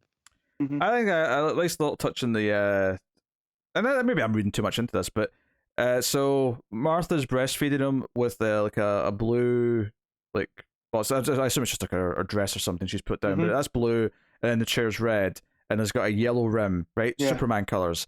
But then Thomas over in the background watching in shadow has a purple curtain behind him, which I would typically, it's not the first color I think of with Batman, but it's a very Batman-y color. Yeah. And the way it's behind him like that, you could just twist it a little bit. That looks very capish, doesn't it? Yeah. And I suppose it's purple, I suppose, with a bit because the gold crown, you can almost see that as a bat symbol on the purple. Yeah, but also his clothing is gold and black, which I associate with Batman. So, yeah. This is an interesting little touch in the coloring there, the color schemes and the idea of the two different things. I think it's notable that further down that page, he is, young Bruce is wearing, the Batman colors at that point, the dark, the dark and the gold. Yeah. So, so the we have them as kids being siblings, and Zara's there as well. Just establishes all these things. So this is basically the issue that kind of explains the backstory more than anything. You get the big Joker reveal. Mm-hmm. He looks demented with the green coming out of his eyes. And he does get away, seemingly. He's still out there as the Green Man, as we've heard before. And Martha's, dying. Asks other Martha. Well, not Martha, sorry. Lara. No, that's Lara. I know. Yeah. It's confusing. There's too many parents. Now you're intermingling them. It's Jor-El and Lara, and then I'm well aware. Ma and Pa. We just don't call Margaret Jor-El on Earth. Yes, it's weird. It's weird having Lara and Jor-El on Earth. Okay. Yeah, sure, but it's just Ma Kent. I don't. The number of times you actually call her Martha Kent, right? You can't even call her Ma Kent here. Yeah. No, I know. That's what I'm saying. He's saying there's too many parents. It's just because he's getting tripped up on the Martha. Yeah. Not a big deal. Shoot, now they're one and the same. I see what Taylor did. Yeah, this is Crisis of One Martha. Yeah. Or Infinite Marthas, whatever. Anyway, so honestly, the art in the issue is pretty good. I have one little weird complaint. So as Martha's dying, she's saying, let my son be king one day. You should be king and queen. Blah, blah, blah. When she's dying, right? The tears on Lara here. Now, the actual final panel where the tears going down her cheek is fine, but the first couple of panels where it's meant to be the tears are kind of welling up in her eyes, it almost just looks like she's got so I don't know, little curls, growths or something at the corner of her eyes. Looks like she's crying in 0G. Yeah, but both the two panels that are like that, those stuck out to me as looking really weird. They didn't look like tears; they look more like just she's got some growth on her face. But other than that, the art's pretty solid. Yeah, I'm a big fan of Bengal. I've been for years at this point. Yeah, I think it's not as perhaps strong as the regular issues. Mm-hmm. But I mean, this is probably nicely timed to give the regular artist. I think that's the only reason this exists. Is every few issues to make sure this keeps coming out monthly, we'll take a break and we'll do a sub story. That's why this is a flashback issue and not continuing the main story. Is just we'll have an excuse to bring in a different artist and keep everyone on schedule. Yeah, but I think it's a bit unfair to say that's why we're doing this, in the sense that I assume that this is all stuff that Taylor would have wanted to tell. It's just that he's structured in a way where it's going to be 2 or 3 issues like this sprinkled throughout the run, as opposed to whatever way you might have told it otherwise. I think he's the practicality of the real world of making the comic book has been influenced here in terms of what the story is. But I do think that this story and a lot of the details we got from it did have to come up. It's just that maybe if there was no concerns over the artist needing time to stay ahead, maybe it would just be pieces of flashbacks sprinkled throughout multiple issues or something like that. But clearly, this was the choice that was made to keep it neater. No, I wasn't complaining when I said that. That was a choice that was made. No, I know. I'm just. I'm clarifying that it's not like they did a couple of issues. Oh shit! I'll have to come up with something. You know, it's 12 issues, and like there was a plan made from the start of what the structure was going to be. I think it would be from the start. I would not be surprised if there is probably. So this is issue 4. It's probably going to be issue 8 or 9 is the same again. Will we have another guest artist for an issue? Yeah, probably another backstory style issue. Yeah, I don't know if they'll do a backstory issue or if they'll do a side character that they need to explore in the present day. This only went up to the death of the Waynes. Like maybe there's more time after this where how do they become king and queen and like raise them as teenagers? You know, there's definitely time here that's not been explored. You can explore that, or you can explore something else entirely that might become something we can't even predict yet because we don't know what the story's going to be. You know. We could follow just a character on a side story for an issue, perhaps. Yeah, that's relevant, obviously. Was this always 12 issues, by the way? Yeah. I think so. Yeah, okay. When I saw it in the cover this day, I was like, was that always 12 or was it maybe 6? But no, it was definitely always 12. That's fair. So that was good, interesting backstory. Big Joker / Alexander Luthor reveal was something. Definitely stuck out in my mind. And will do. Yeah. All right. Yeah, I'm all for it. All right, Matt, what are you giving it then? We're done. 8.5. 8.5. Connor? I'll give it just the 8, I think.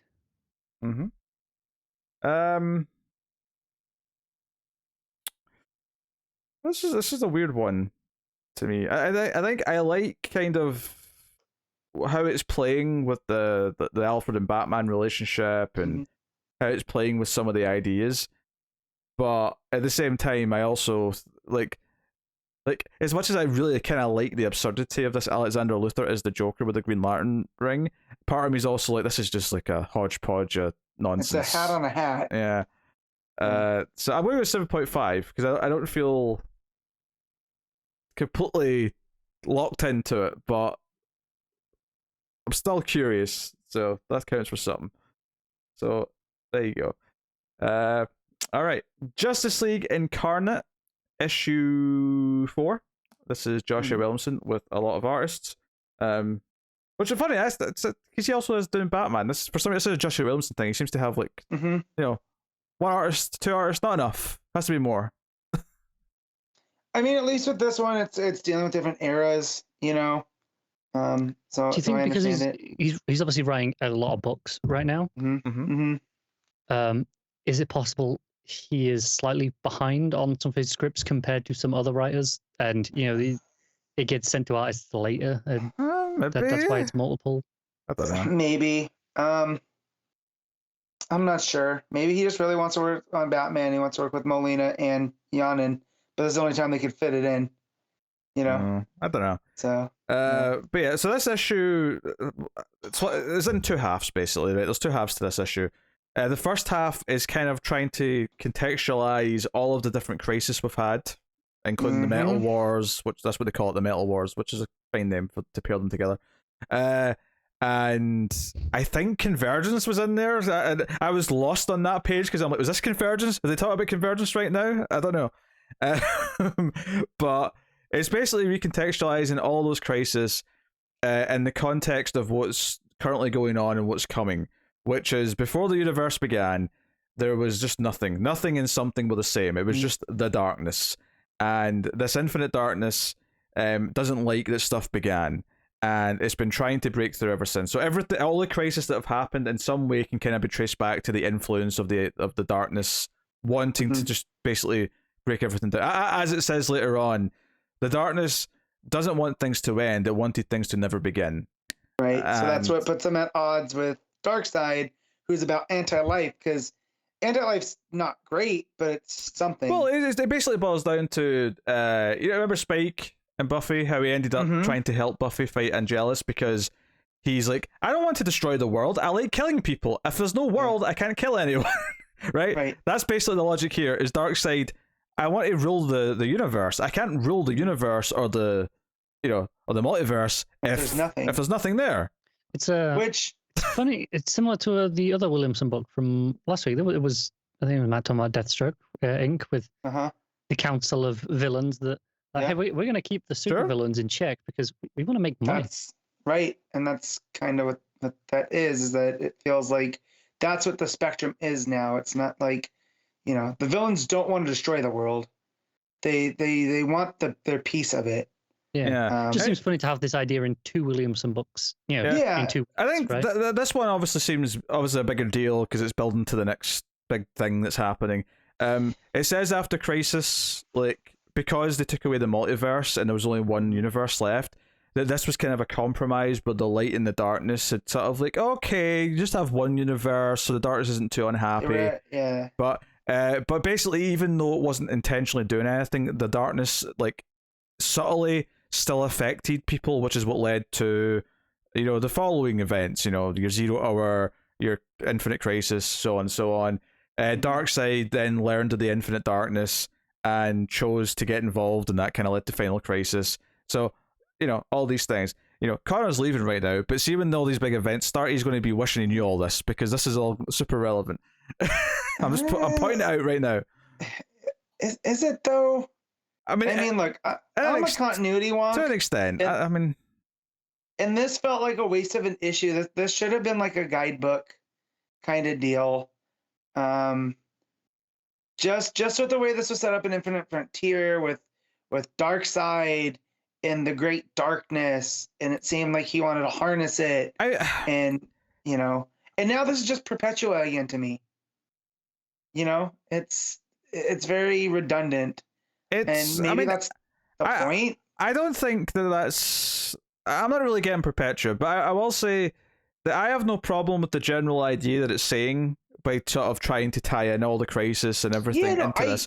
But I like that idea. It could just be a couple of pages saying generally everything that's ever happened in DC is the idea that the darkness is infecting people and wanting this end result of like deconstructing existence. But I mean, I guess he just kind of wanted to kind of do this summary of all the big events, all the big crisis, and just sort of put them into a through line that says this is all building till now, which is one of the things that sometimes comic books could just go away from. Is like the only way we can top things or make things feel bigger than they were before is to say somehow they were all just a part of this next thing that's happening. And they do it over and over again. Yeah, but I mean that's what John did with Infinite Crisis, right? It was a sequel to Crisis on Infinite Earths, and it brought back the multiverse. But everything had to have happened. It's like what they say with the Abrams Star Trek, is that everything has to happen as it happens in the original Star Trek series for Spock to show up in that first movie. So it doesn't wipe anything away, it just perpetuates a new version. It's kind of what Williamson's doing here with the history of the DC universe. Yeah. I will say though, by the time it got past Final Crisis and it started doing what I think was some convergence stuff, and it got to metal, there's a point where I was like, okay, this is almost too much nonsense to like read about in one like swoop, where I'm like, I feel like simplifying this down might have been a wiser choice. But basically the framing for this is that Dr. Multiverse is saying all this and saying, no, Darkseid is a natural enemy of the darkness because Darkseid does want things to exist, and that's why she said Darkseid has to win. And that's where we sort of come back into the story about halfway through the issue, and they're all like, wait, what? No, we can't believe in that. That's silly. But ultimately Darkseid's like, yeah, you fools, like, I'm going to stop the darkness, so how about you help me or not? I don't care which. Let's just do it. Dr. Batman, as we're calling him now, tries to kill Dr. Multiverse with a syringe, and then gets infected with the darkness, the darkness starts speaking through him, and then Darkseid's like, screw this, Omega beams, and seemingly, just like that, Thomas Wayne from the Flashpoint Dark Multiverse universe is gone. He's dead. Yeah, but we know what the Omega Sanction did to Bruce. Sent him hurtling through time. That's true. So I almost feel like this is also written by Dennis Culver, who's going to be one of the writers on the Flashpoint book that's coming back out. So I'm wondering if this is that back door. to send him back home. I see. Because if you send him to darkness, to nothingness, that's where Flashpoint is now. You know, because it ceased to be. That makes some sense. Yeah. So Darkseid takes the crack from Doctor Multiverse, and then I know Williamson's a competent writer. I like most of what I read from Williamson. I refuse to believe that he couldn't find a better name and he likes using it so we can call it the Multiverse's crack or Darkseid's crack, because I think it makes him laugh. Even before this, though, Doctor Multiverse says, you know, I took the crack and put it inside me. Like, just lines like that. Like, like how can we not laugh at that? Yeah, I feel like he's doing it on purpose because he's too good of a writer not to, you know, and there's editors and there's better ways to phrase this. He's like, no, this is what we're doing because it's funny. You know, that's what I want to believe anyways. Yes. So they all go to Earth 7 because that's where the Hand, the Empty Hand who works for the Darkness, is fighting. You know, that's where the rest of Justice League Incarnate went. That's where the House of Heroes crashed. Yeah. So they all go there. We get a big couple of pages. Darkseid stabs the Empty Hand with the crack, but it turns out that the Empty Hand wants crack and therefore is super powered by the crack. Yep. You could say the crack really sped them up. I'll come back and all is going on in Darkseid's crack again. Well, see, Darkseid took the crack from Dr. Multiverse, so now he has the crack. But then he stabs She was holding the crack. More than holding, she had consumed the crack and it was hiding inside her. Yes. Yeah. So Darkseid pisses off and they're basically like, oh, we have to find the rest of our team. We have to stop Darkseid. Dr. Multiverse gets all apologetic about kind of turning on them a little bit, but she does genuinely believe that was the right thing to do, was to try and let Darkseid win.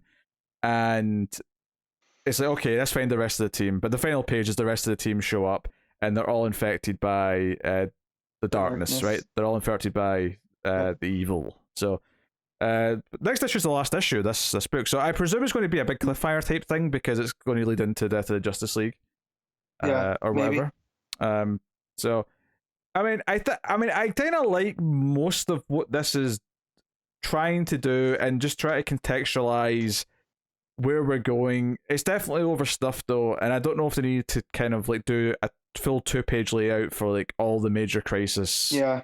Because by the time it got to the later ones, it was like, oh my god, you've been describing so many things that have happened. Every news article about this book is like, oh, it completely recontextualizes every crisis. It's the biggest DC book in years. It's that. And I'm just like, no, that's to get clicks because most of the stuff we already knew. It recontextualizes it a little bit, and it like the one thing I kind of liked was just right back at the start of it, which is this idea that you know, like Crisis on Infinite Earths was the darkness had infected the Anti-Monitor to try and take everything away because it wanted existence to end. But right, because the light had chosen the Monitor, right? So it had to.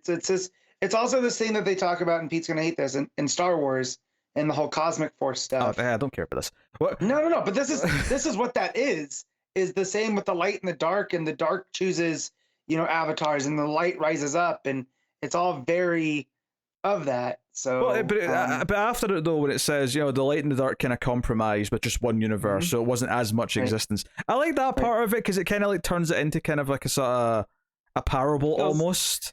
It almost feels like the darkness is editorial. Yeah. But then it has to kind of like try and make it fit with every single. And I'm like, just say that then throughout time, over and over again, the darkness infected more people, and is like the influence of the darkness was making them do things. You didn't necessarily have to describe every crisis.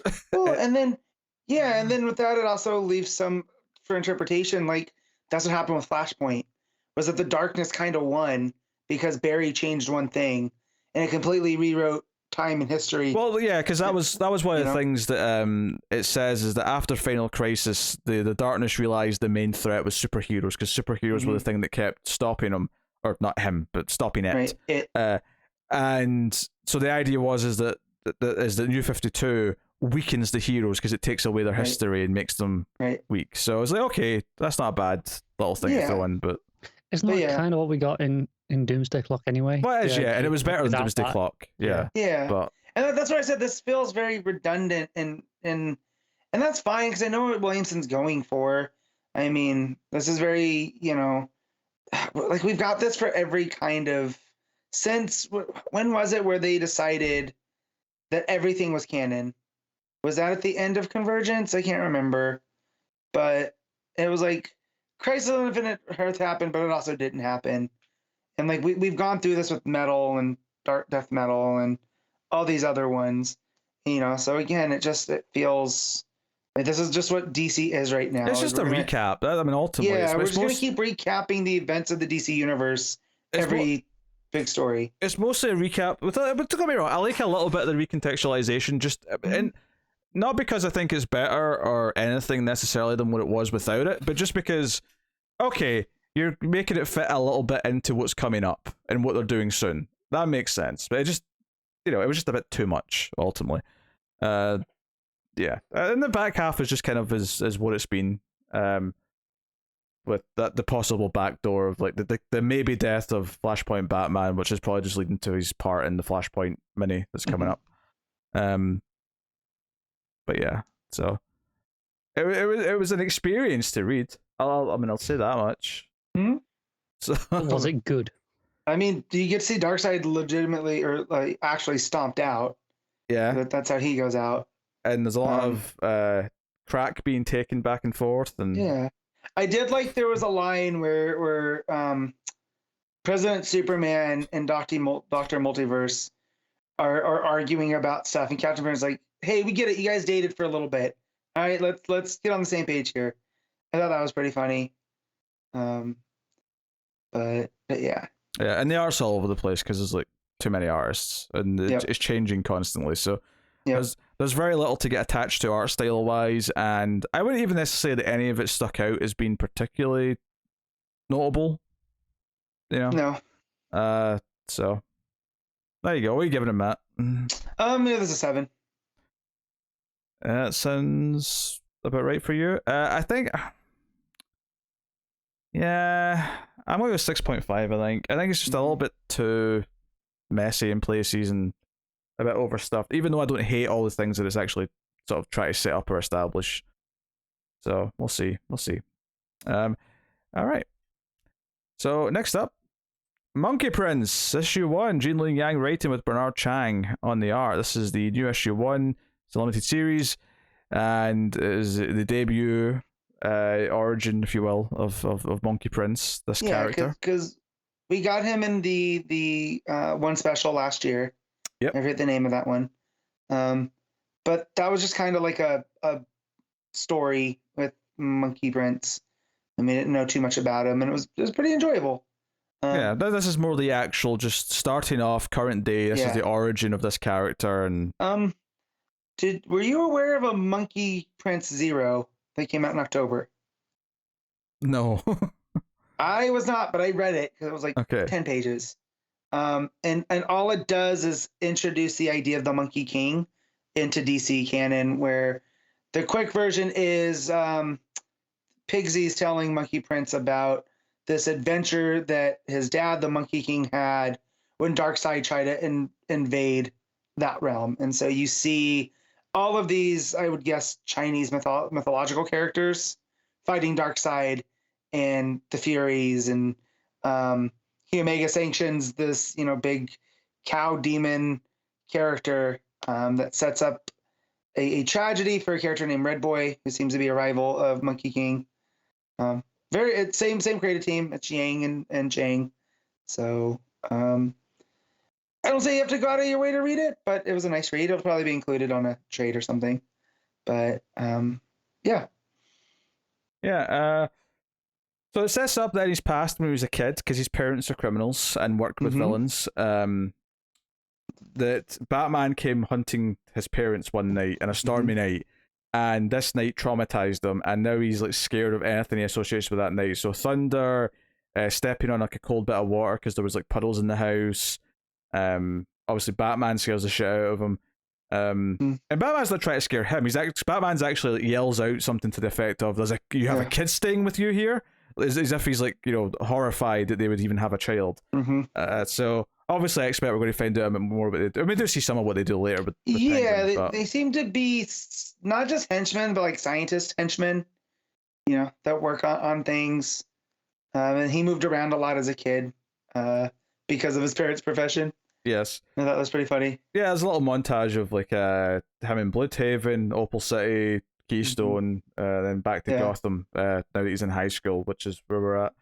And there's a bully who refers to himself in the third person. He calls himself the Riz. Look at here's the Miz, Pete. I never thought of it, but now you've said it. Yeah, it's not a million miles away. And there's the pig dude, like, so he's actually like masquerading as a janitor at the school, and like some of his dialogue's a bit weird. Like he just talks about how hot our main character's mum is.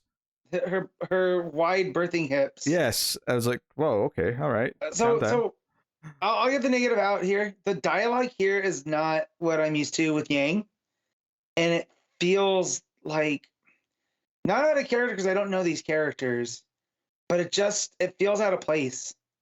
There is some weirdness to it. There's some weird moments of interaction that are kind of odd. Like for after he's talked to the janitor, there's like these clouds of smell stick around him, and his mum thinks he's smoking, and I'm like, is that what it smells like? Because like he doesn't. That's a distinct smell. Yeah, because he keeps saying he smells like burp, like it smells like he's burp, right. And I'm like, and then mom's like, oh, if you want to experiment with drugs, that's okay. Maybe me and your dad will find something from a trusting source. And I was like, who is this mom? Like, I mean, she has a supervillain or like a hench woman or whatever. Yeah, but still, I mean, offering your kid drugs so they can experiment. So to me, weird flex for a mom. But combined with that, with the pig guy, with Pigsy and his dialogue, and you're just like, this is a weird book. Yeah, so the thing for me was that I thought it was generally okay though. I think the stuff with like, it had that kind of issue 1 Ultimate Spider-Man kind of vibe at times, where it's like, we're interested in this character, his potential love interest in school that he's kind of scared to talk to, the bully who wants to beat him up, like all that sort of stuff. And he eventually jumps in the pool because that's what Pigsy was trying to do to him. Yeah, you gotta go through the water curtain. Yeah, and he ends up sort of like almost going through like a portal effectively to wherever this is, wherever the Monkey King is. It's the heavenly realm. There you go. And Pigsy there's in his actual pig form, and then he comes back out of the water as the Monkey Prince, right? And I think what I didn't like so much about it, because the art's very good, because Chang's very good, and the full page spread of him jumping out of the water is good, is that he seemed to just suddenly know how to fight. Like, I get that he's maybe got some confidence because he's stronger, he's faster, and whatever else, but he just seems to like know how to fight, and he's doing flips and doing all sorts of stuff. I did love that this is the school that Damien happens to be going to, so I guess it's middle school rather than high school, actually, now I think about it. But I love the idea that Damien's like in the locker room and he starts beating up the bullies. He's like, hey, shit, Batman, there's some metahuman stuff going on down at the school. And the ending to me is so weird, and just like, so like I'm thinking, okay, superhero origin, he has all this extra strength, speed, and powers. He also has a tail and has all this extra hair. Maybe this is him. He'll be weirded out, but he'll sort of inadvertently like get in the way of and save someone from someone bad, right? That's typically what happens. And I'm not saying you have to copy the formula, but it was a bit weird to me that he just seems to know what he's doing. And then the end of the issue is that Batman throws a batarang at him to just disarm him because he's holding like a weapon, and he ends up decapitating Monkey Prince. Which he's still alive. His head's still alive. And so is his body, because it sounds like next time his body and his head are going to be operating independently. As Batman's there trying to deal with him. So, if you had a guess, do you think I dove into Monkey King lore to try to make heads and tails of this? You didn't go and start reading the 100 forms, did you? No. I looked for web articles, which I came across one of our Twitter followers. He said that Yang is doing a forward for a new printing of Journey to the West, which heavily features. So I might order that come payday, just to read this book. But yeah, dude, Monkey King is like, man, the lore that has come from that. Like most of Dragon Ball Z was inspired by the Monkey King. I had no idea. And then you find out that in Japan, Monkey King's name is Son Goku, which, just the only thing I know about Dragon Ball Z is Goku. I legitimately never heard of Monkey Prince or Monkey King until that story in the special last year. That was the first time. do you remember, like, I think it was last year, it might have been the year before now, I can't remember exactly, that game that kind of came out of nowhere. It was not released yet, but it was like all over the internet for like 2 or 3 days. There was like this like a Chinese game. That had like amazing looking graphics, and people were talking about it. It kind of came out. I completely blank on the name of it now, but it kind of came out of nowhere, and there was like a half-hour gameplay demo of it that was up that people were like talking about a lot. That was based on Journey to the West. So had you like transforming into the different like forms as part of the gameplay. I don't remember it, but like I feel like you probably would have seen it at the time because it was in your circles. Yeah, I don't remember, but it's just clearly this is a really big story and a big part of mythology to a lot of people. But it's with the Monkey King, I remember like certain kung fu movies would have the Monkey King character, who's kind of this roguish hero that fought with a staff and maybe sometimes wore a tail, but other than that, looked like a human. So here, I like that Yang is making this like he's a monkey human in it. And I don't know if I read this in an interview or if it reminded me of it. Everything blurs together at this point. But it kind of is like Shazam, where I feel like the Monkey Prince and our main guy, that they're kind of one and the same, like Billy and Shazam are. But, when he becomes Shazam, he has a different skill set that he just can do things, versus, when he's Billy. So here, that's why I feel like Monkey Prince, when he pops out of from that area fully formed and he's able to fight, I feel that's just the Monkey Prince character and the kid sharing. Because I feel like there's going to be more to this. So you're saying it's more like a different character that he turns into? Kind of in that where how Billy is kind of operating inside Shazam or Captain Marvel, whichever version we're saying. That he's still aware of everything that's going on, but he's not really him.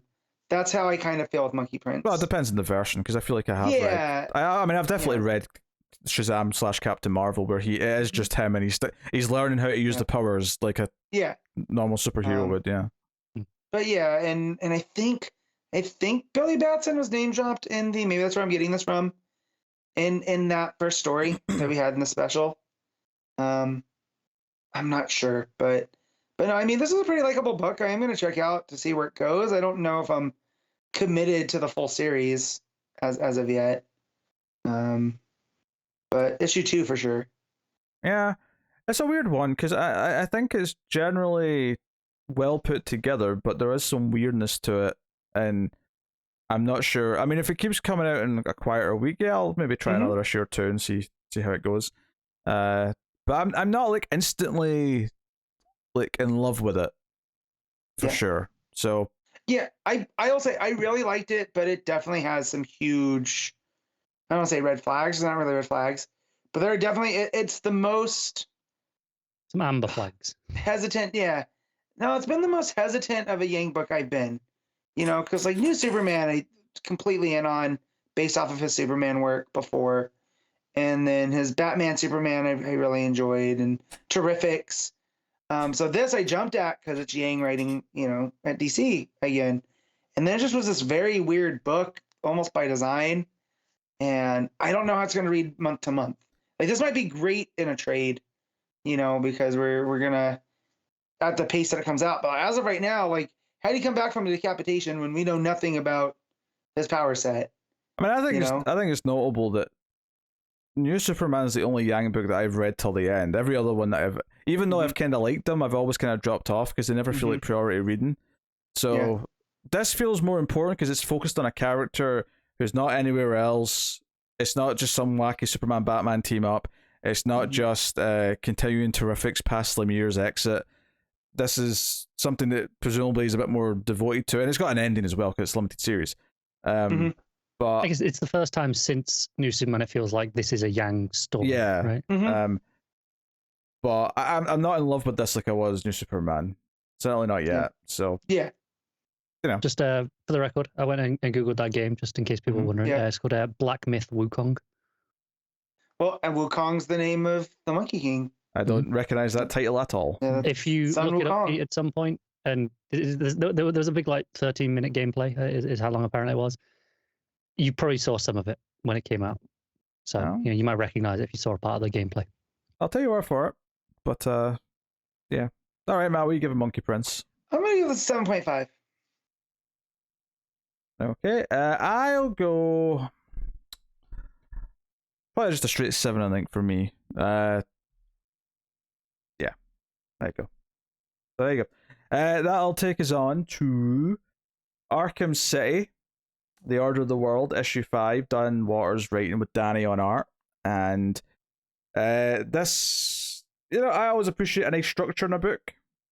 And I think this has a nice simple structure where it sort of bounces back and forth between our doctor at Dr. Phosphorus's place, having some dinner, and going out of her mind a little bit, to the apparent ghost of Amadeus Arkham, although we now know it's a patient,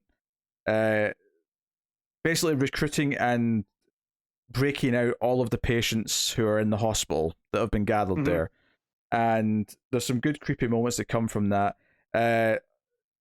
Everything with the 10-eyed man in this issue is pure gold. Oh yeah, the 10-eyed man saying to the nurse or whoever it is, do you have any spare eyes? Before, and then it cuts, we go to a new scene, right? I know, so I'm guilty of saying cuts to in a comic all the time when you know what I mean.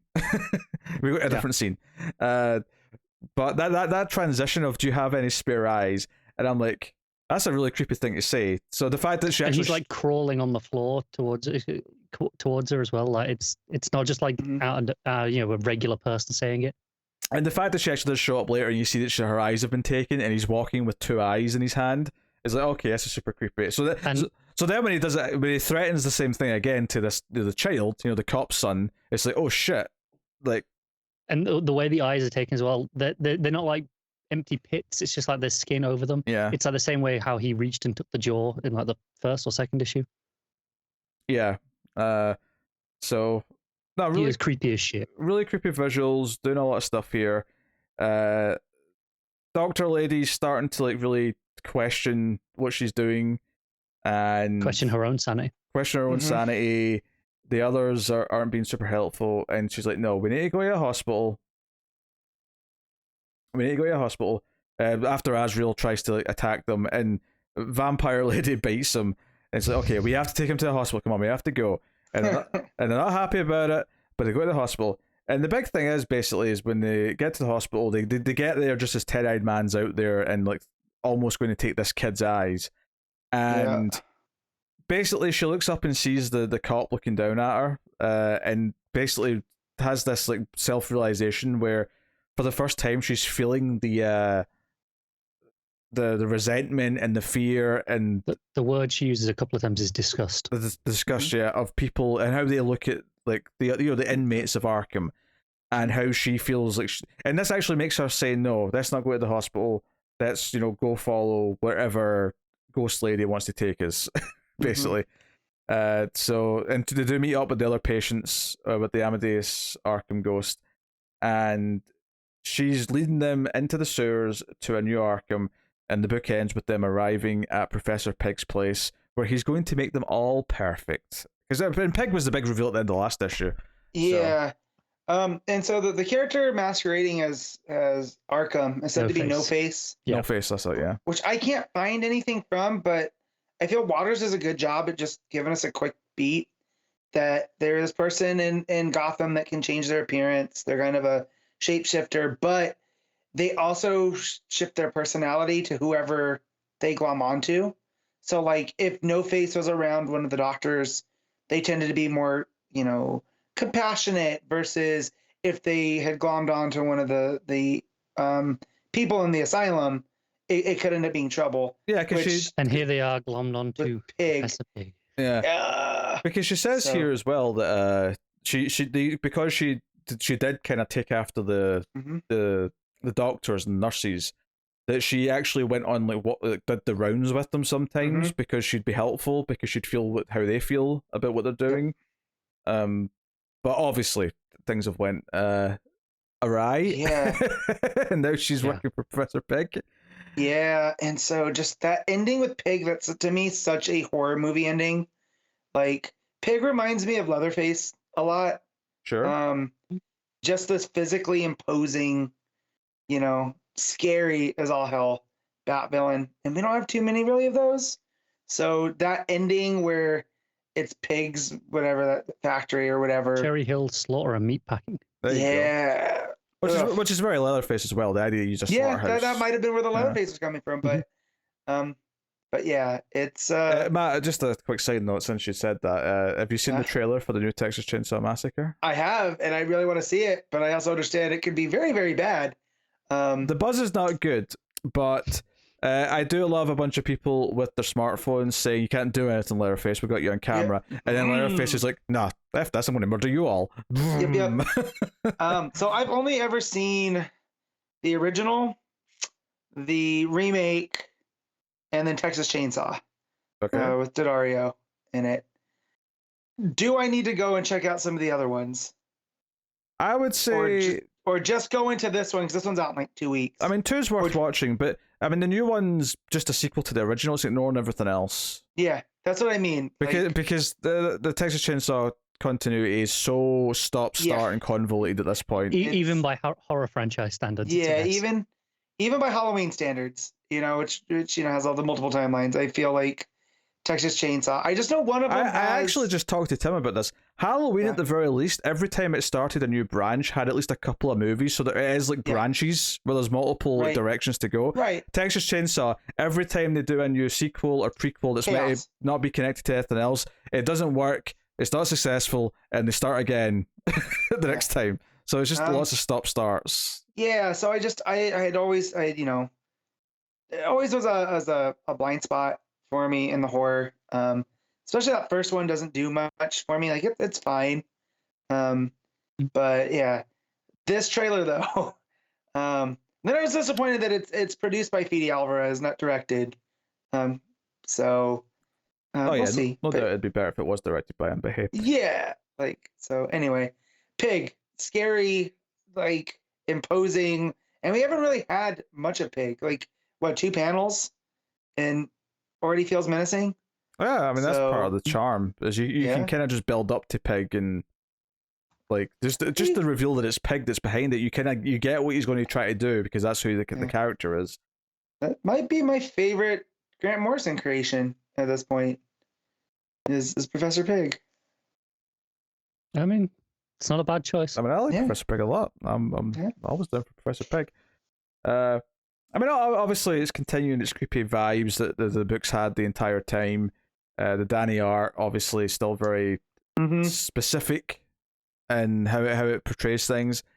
And this was the penultimate issue, so we're here to see how it wraps up. And it feels like a penultimate issue in that the Doctor, she's kind of like, okay, she's gone through most of her journey from. Yeah. Okay, I'm the Doctor. I understand. I'm going to look after these patients who I'm one of them now. Mm-hmm. Yeah. And that's she's there, ready for just the ending now. Well, I mean, you also have that mirroring thing where we're dealing with this no-face character who mimics and feels like the people she latches onto, and that's kind of what's happened to the Doctor. She's become one of the patients. I mean, not necessarily from the start of this book, maybe just from the start of her career as being a Doctor. The more time she spent around them, the more she's gradually drifted towards being just like them. Yeah.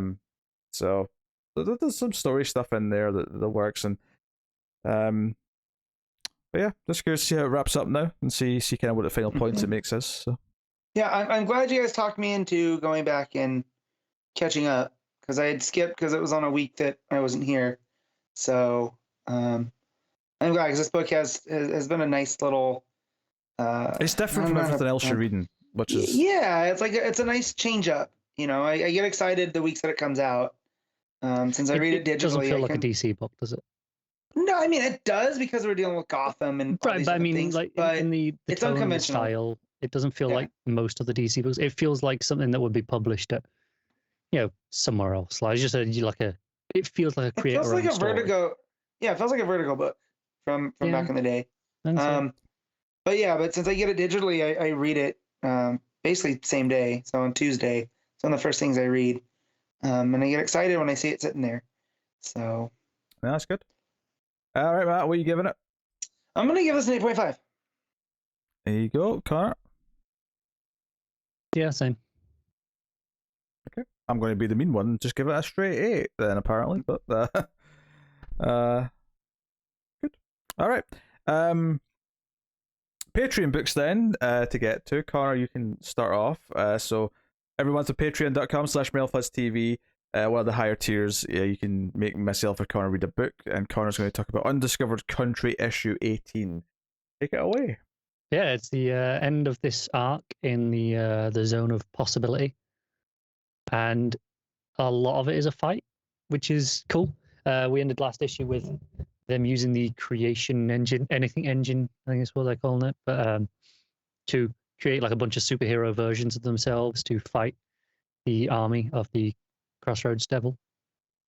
And yeah, there's a good handful of pages of that fight going on, and it all looks great. You know, nothing to complain about there. You know, very enjoyable stuff. But the drum set, that wanted the song, insists on giving them a song. You know, that was the condition of them using the machine, and then he used it to create, you know, the army instead. And this is where it really delves into again the idea of America, you know, just leeching off of other things, you know, to create its own identity. Because it's like, oh, you know, it needs to be a song that I don't know. I've never, you know, it has to be it's something completely new to me. So he gives it this song, and he says, you know, his mother used to sing at bedtime, and we see a part of it. It's I can't remember what country I think it's from. I think I want to say Kenya. There was somewhere in the book, so I'm assuming it's Kenyan. But yeah, this kind of African style, you know, old song, right? And then, you know, the drum set's like, ah, yeah, perfect. This'll do nicely. And it goes, oh, I can drop a beat behind this, add some guitar, you know, maybe a horn break, some strings for the outro for today's audiences. And then he goes, oh, I can turn this into something special. And you know, and he goes, you know, yeah, sure, yeah, don't worry about the army. I'll hold them off. You know, it's the least I can do after you get, you know, after the gift you gave me. And he says, you know, I didn't give you anything, you took it.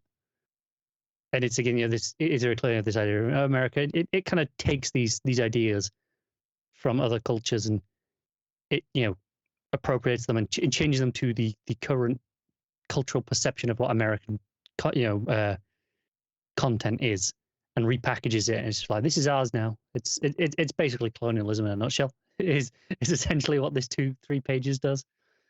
But it's very effective. Bit more of them fighting. The Crossroads Devil tells George Washington to go and get stuck in. He's like, hey, go, you know, go make them fight, because I don't care about our losses. You just need to get them. You don't even need all of them. You can kill some of them. As long as we get 1 or 2 of them, we're good. And then Washington's like, yeah, sure, I'll go pass along the orders. He goes, no, you're a soldier, aren't you? And he's like, well, I'm a general, but yeah, well, off you go then. Go and fight. So, you know, Crossroads Devil's really fun. But they get away. They basically just like, hey, call in some of the superhero duplicates of themselves, and like, hey, can you know, just fly us out of here? So they do. They just fly back to the ship where Sam is, who immediately betrays them because turns out Sam is working for the Crossroads Devil. I don't know if he always was. I don't quite get that impression. I think it's just this version of Sam in this world was corrupted by the Crossroads Devil, because, you know, he's a smooth talker, and, you know, that's what he does, and convinces him that nothing's going to happen in this place. You're never going to get through. Aurora's broken. Even with this one anything engine, it's not going to be enough to make a masterpiece to get through. And you haven't got people who are special enough to make a masterpiece, because these, you know, 6 people that they're just, you know, regular people. They aren't going to create an American masterpiece. So you're never going to get through. So you may as well stay and, you know, just keep the engine for ourselves. And that the Crossroads Devil just comes and shows up and starts again trying to convince them that just do our thing, and just work with me. You don't need Aurora. You don't need to go through the zones. You can just use the engine, create what you need, and create things for us, and it'll all be nice. And they are tempted again, but this is where they start figuring out maybe who this Crossroads Devil is. There's some implication that it might be Teddy Roosevelt, or that he made or Teddy Roosevelt was very heavily inspired by the Crossroads Devil. I don't know which way around they're saying it was. Like, I don't know if the implication is he made a deal with him and that's where he comes from, or if this version of the Crossroads Devil is him. I can see Matt perking up. Mm-hmm.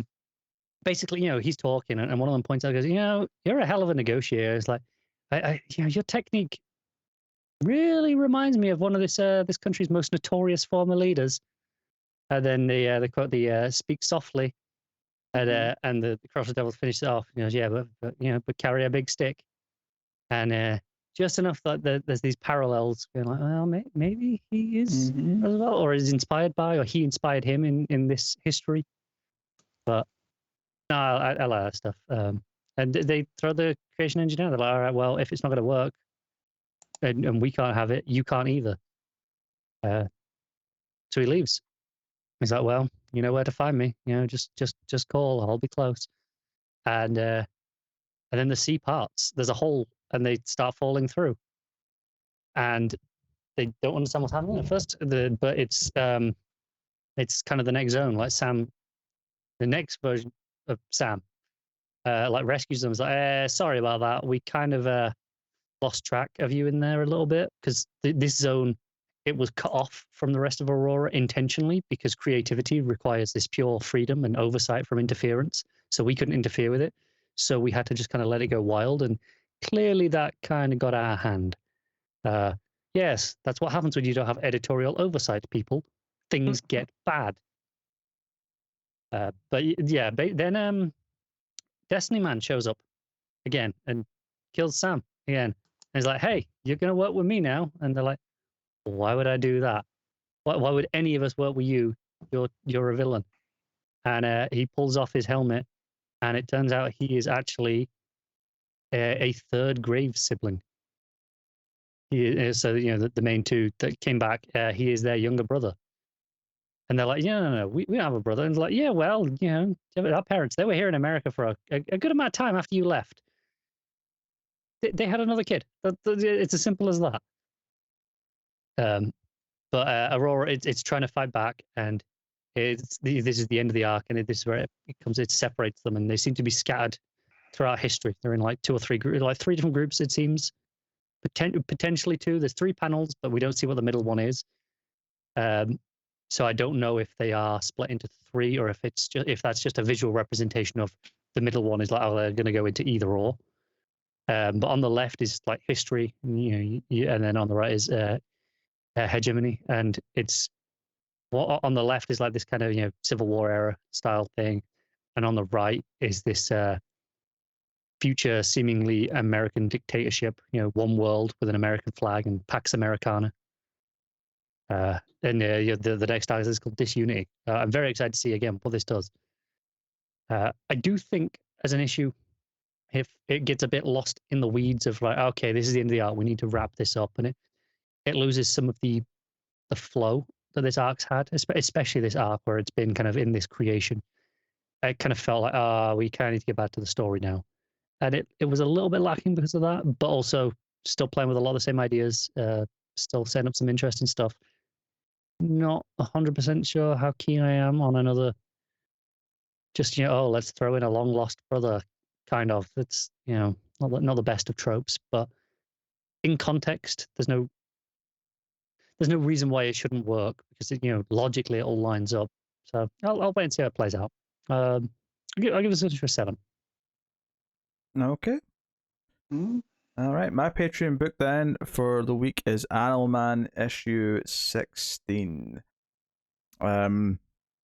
Last issue was kind of the standalone story with the fishies and the dolphins, if you remember that. This time we kind of kick off with Ellen gets news that her book's going to be published, and Buddy's like, oh, we got to celebrate, so we got to go. We got to go to Paris. The kids have been taken care of. We'll go to Paris. We'll have a day. But this issue, as well, they're in Paris. It just happens to be the same time that a villain has went back on the loose. And I'm trying to remember the name of the villain now from later in the issue. The time. I'll get it in a minute. But basically, they end up having like random things from the past showing up. Dinosaurs show up. I think at one point they say Time Commander. That's it, Time Commander. Not a character I'm familiar with before now, I must say. I was wondering if we're going to get some sort of weird version of a Clock King or something, because when he's introduced and he's kind of freaking out, or not freaking out, it's kind of the opposite. He's kind of like straightening up, basically, and kind of coming to his senses because he's remembering who he is. It kind of mixes the panels of him like getting more confident with a broken clock reforming and all the parts coming back together, and the idea that he's coming back alive. There's a lot of fun stuff this issue though, because Buddy takes Sue through. Sorry, not Sue. Ellen. Sue's there in a second, which is why I'm mixing their names up. Because Ralph and Sue are there. But they go through the teleporters to get to Paris, and they run into Elongating Man, obviously, his wife, and also Metamorpho, and she freaks out because she sits in a chair, which turns out to be Metamorpho, and it's all kind of wacky and stuff. I think what stuck out to me about this issue and what I liked about it, other than the main point that it gets to by the end, is you've got Buddy and Ellen kind of talking about the relationship, and he's like, oh, I'm sorry if that was weird how we got here, and those characters I hang about with, I know they're kind of wacky. And she's like, I don't want normal, Buddy. I married you because I like weird. Like, I didn't marry a dentist. Felt weird she's picked a dentist specifically for that, but I didn't marry a dentist. But that's when the dinosaur shows up, and there's a bit of an action scene, and it's fun stuff. But and the other characters show up, and they kind of team up to deal with things, and they basically realize, oh, it has to be this guy, the Time Commander. He's just out and about, and they go find him at the cemetery, and we see him there, and he actually sort of de-ages like a woman who's there to visit her husband's grave, and her husband comes back, so he's actually kind of doing kind of sweet things. But what I liked about this, and what I was getting out of it, is that once he starts doing stuff, this guy loves being who he is. He loves being the Time Commander. When he brings this husband back from the dead, kind of, right? And via time shenanigans, the art does this great thing where he's got this pose where he's holding out. He's got like an hourglass as part of his outfit. He looks a lot like Hourman actually, with different colors. But he holds out his hourglass, and he's got his other hands up in there. He's doing like a sort of pose, very theatrical, and he's got a big smile on his face. It's like he loves doing this. He's thrilled by it. Obviously he's put people in danger and stuff, but he mentioned when he arrived at the cemetery that he could see an image of himself lying on the ground with a broken nose. So he's kind of aware that things might happen. So when the heroes show up and they fight, Metamorpho traps someone with his fingers, almost like they're a cell. And there's just some wacky stuff going on. Ultimately, Metamorpho smashes his hourglass, and that kind of puts a stop to his powers. But Buddy actually comes up to him, and Time Commander's like, ready to fight. He's like, look, just because I'm wearing an outfit doesn't mean I'm ready to fight. And he's like, I'm not doing anything wrong. It's like, well, okay, you got your hands all over a bunch of stuff, but like maybe you're doing all right. But he basically kind of starts to listen to him and starts to communicate with him. And Metamorpho comes up, and after he smashed the hourglass, just punches him in the face, even though Buddy says, no, wait, Metamorpho, wait, don't hit him. And he punches him anyway. And the guy looks genuinely terrified as Metamorpho's coming towards him, and he has tears coming from his eyes as Metamorpho just punches him anyway. And then the mood kind of changes, and Metamorpho says, oh, what did I do? What did I do wrong? I beat the bad guy up. It's fine. So there is kind of a nice sentiment here in this, is that this guy is, perhaps mentally ill, is perhaps a little disturbed, but he's not actually this villain who wants to hurt people. he's actually in his own weird way trying to help, and Buddy tries to talk to him, tries to communicate with him, and yeah, sure, they had to stop him using his power, right? They absolutely did, but like, there's no need for the punch afterwards, and Buddy's like trying to communicate with him, and it kind of feels like like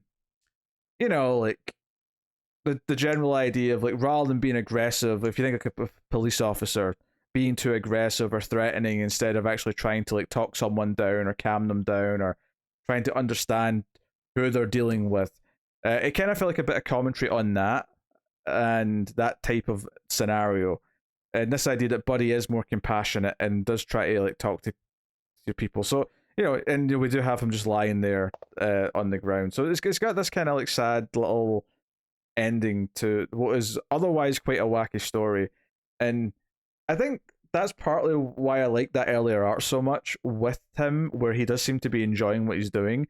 Is that it's a different type of vibe because he doesn't just feel evil, but when you get to the point where you start to feel a little bit sorry for him, and it's like, no, like he's harmless, kind of. I mean, he's not really, because there was a dinosaur in the middle of the street in Paris, on Harryhausen Avenue, no less. I noticed that street sign. I mean, I didn't say Avenue. It was like some French words then Harryhausen, but yeah. So, like, yeah, there was danger and stuff. I like the little detail that after they had the big fight with the dinosaur and it smashes up some cars, it's like time rewinds and all the damage goes back to being away, and there's a couple of civilians who are like, well, at least we'll have to clean up after this superhero fight, because normally they have to go in and fix things and clear debris and replace. Then you said it would be other words that were like French words. Yes. Wouldn't Avenue already be French?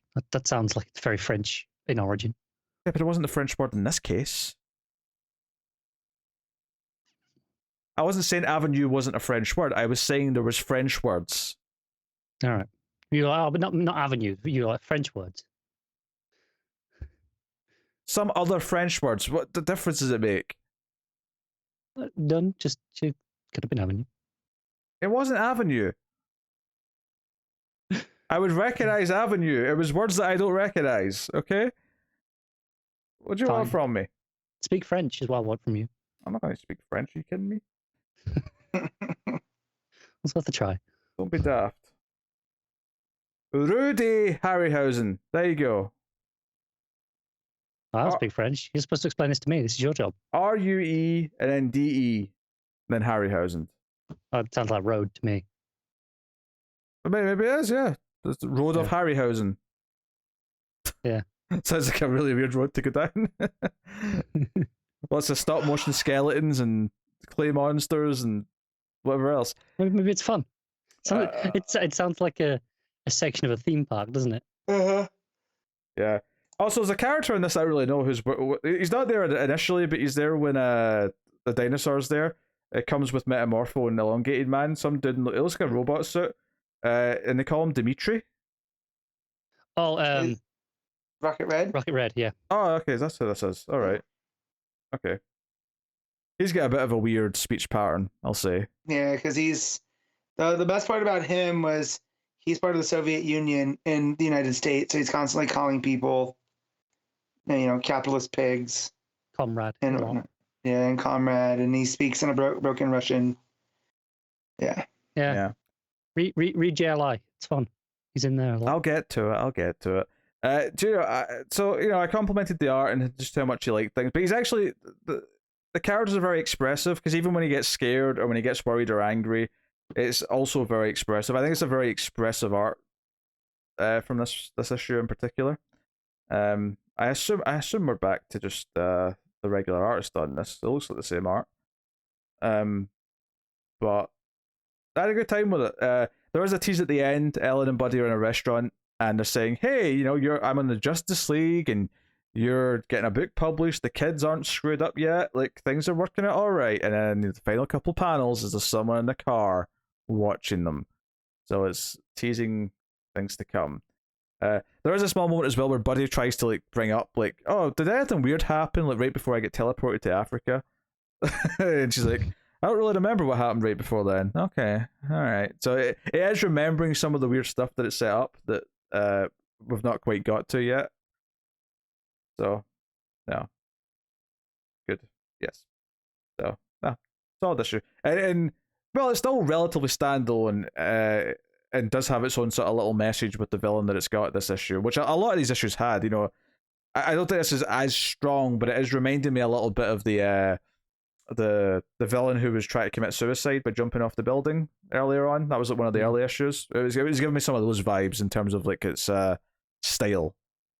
It's very much moral parables. Yeah, it's kind of what this book is. Yeah, this run from Morrison.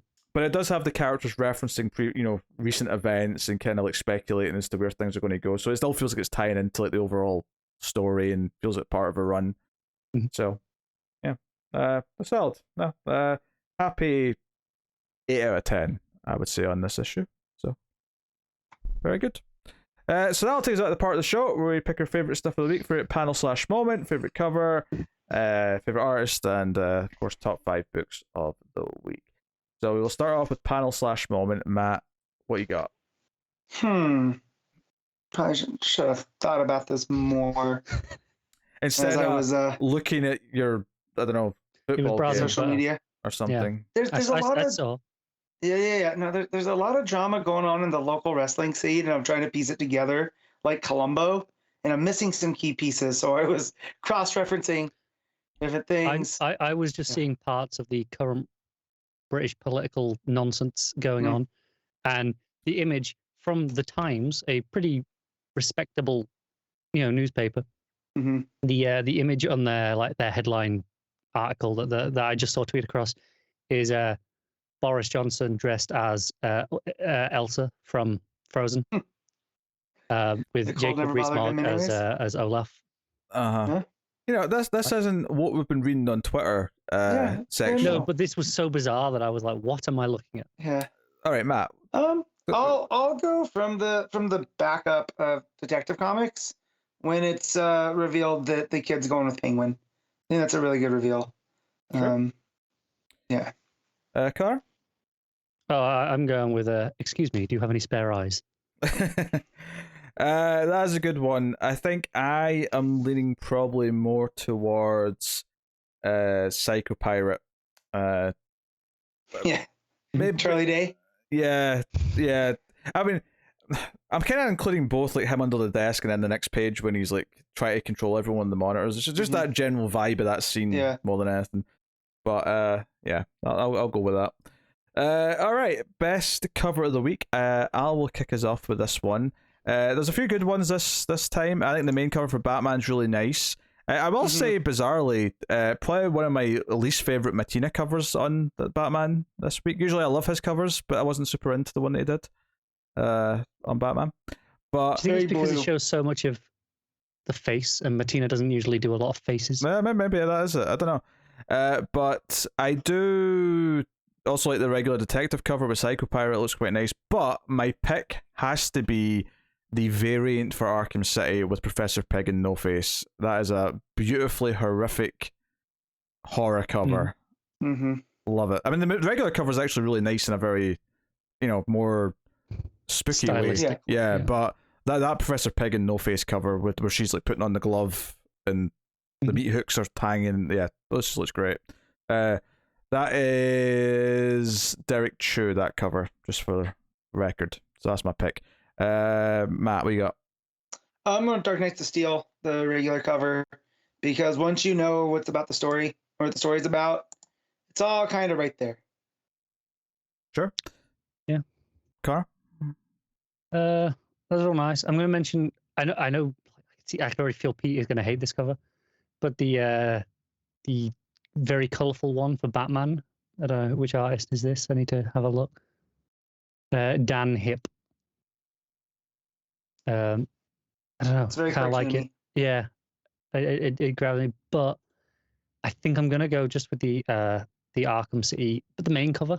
I get why the variant is so appealing, but I think just the raw simplicity and kind of the mystery behind of the main cover just appeals to me more. I mean, some of those main covers have been my picks in past issues. Yeah, they've been great, haven't they? So best art of the week then, Connor. Oh, Arkham City. That is Dani, Alright, just there you just easily. go.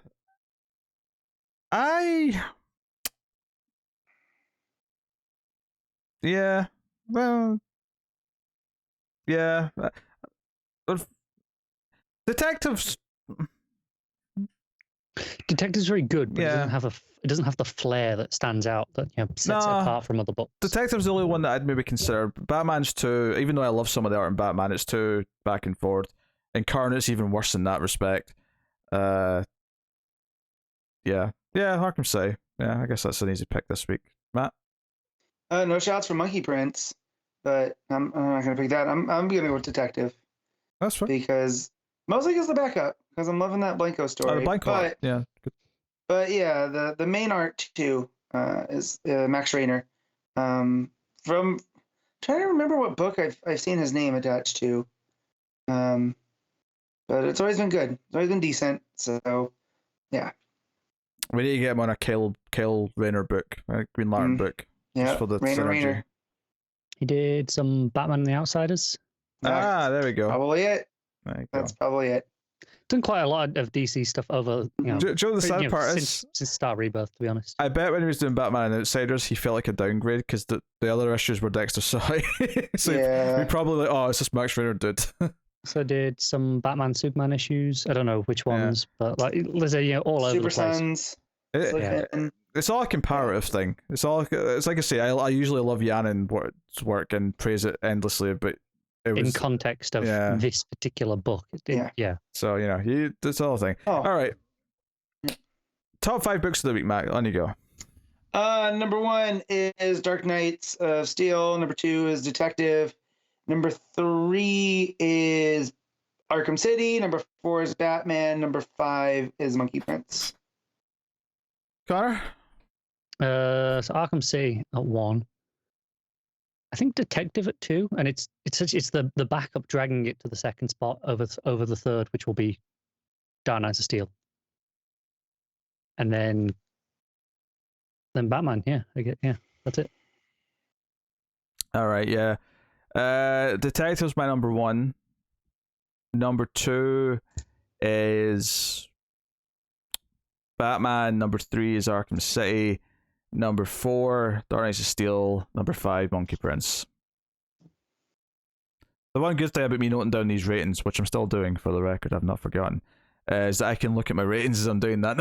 It makes it easy. That's what I always do anyway. Because I rate all my own things for my own system, so I just glance over every time. Yes, it does make my life a little bit easier. So there you go. I will tell you what's coming next week from DC Comics. So coming up, we do, of course, have Detective Comics 1052. We have the Justice League 2022 Annual Issue 1. We have Batman Catwoman Issue 10. The Joker Issue 12. Superman Son of Kal-El Issue 8. Batman Urban Legends Issue 12. Batgirls Issue 3. Harley Quinn, the animated series, The Eat Bang Kill Tour Issue 6. That's such a long title. You know that? Stop it. I Am Batman Issue 6, Future State Gotham Issue 10, Titans United Issue 6, Black Manta Issue 6, Suicide Squad Blaze Issue 1, the Batman Scooby-Doo Mysteries Issue 11, Pennyworth Issue 7, and Strangelove Adventures Issue 1, which is the big Valentine's anthology book that they do every year these days. Strangelove is obviously a one-shot, so it doesn't really mean anything for that, because it just means people have not added it in advance. But you know that your book's not super successful or popular when, and I'm talking about Pennyworth here, when it's ranking under the Batman Scooby-Doo Mysteries on League of Comic Geeks for pulls. Is that what order this goes in? Yeah, it's just how many people on the website have pulled it. Yeah. But a lot of people don't pull issues until they're out, and they go to add. That's why issue 1s tend to be quite low down, even though I am willing to bet more people will read Suicide Squad Blaze than probably than say like Black Manta or issue 6, just because it's number 1. Yeah, and also I'm personally gonna check that out. I don't know about you guys, but I mean Sarsaparilla.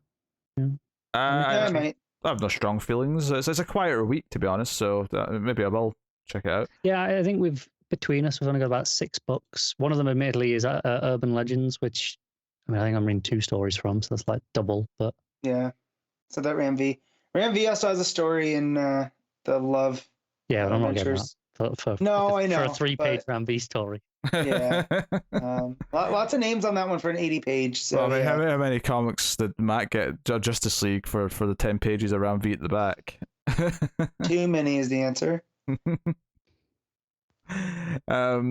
All right, so that's what's coming next week. Last month, Superman Son of Kal-El was actually on this week, so it's actually kind of nice that they get pushed a week this month, just because next week needed it more in terms of just, balance. So, yeah. So that's what's coming next week. So I will take this time to thank our Patreon producers of Tyler Hess, Cindy Palacios, David Sharp, Bordenau, Christopher Moy, David Brown, Al Tradesman, and Alison M. Fordyce. They are one of our higher tiers over at patreon.com/MailFuzzTV, where you can support us for as little as $1 per month and help keep all the content coming. At the $5 tier in particular, you get the show whenever it's ready on the Saturday night. Don't have to wait till the Sunday release time. So if that's of interest to you, you can go and have a look and check it out. You can also support us for free by simply liking, subscribing, dinging the bell for notifications on YouTube, or rating the podcast 5 stars with a review on iTunes or wherever you get your podcasts from. If they have a rating system, then rate us the top amount, the full 5 stars, 10 out of 10, A+, whatever the system is. Just slide all the way to the right, basically, is what I'm saying. Would be very helpful. Yes, that's what you do. There you go.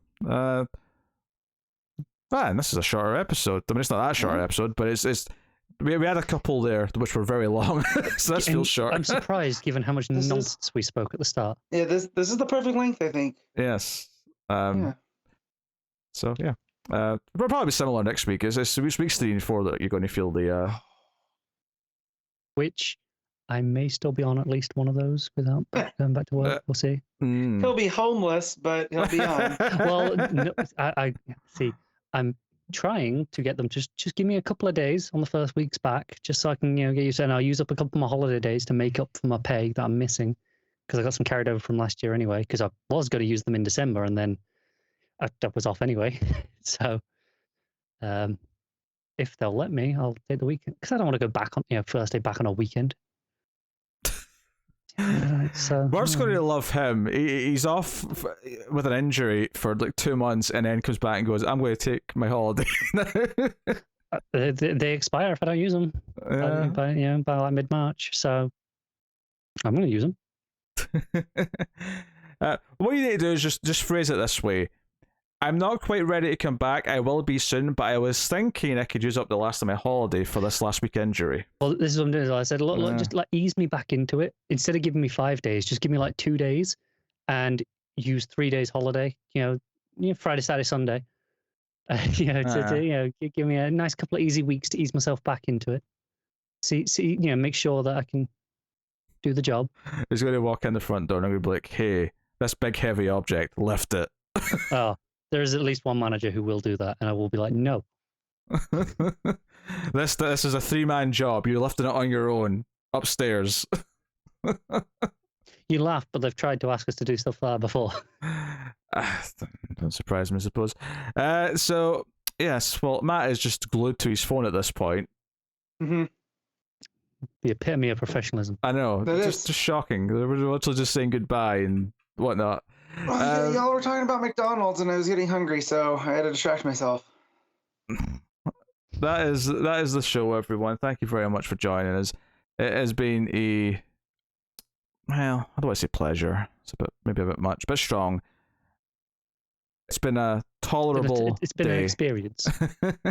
It's been a tolerable day. So thank you very much for joining us. So. We'll see you next week. Keep reading DC Comics, and remember to never get lost in the Speed Force.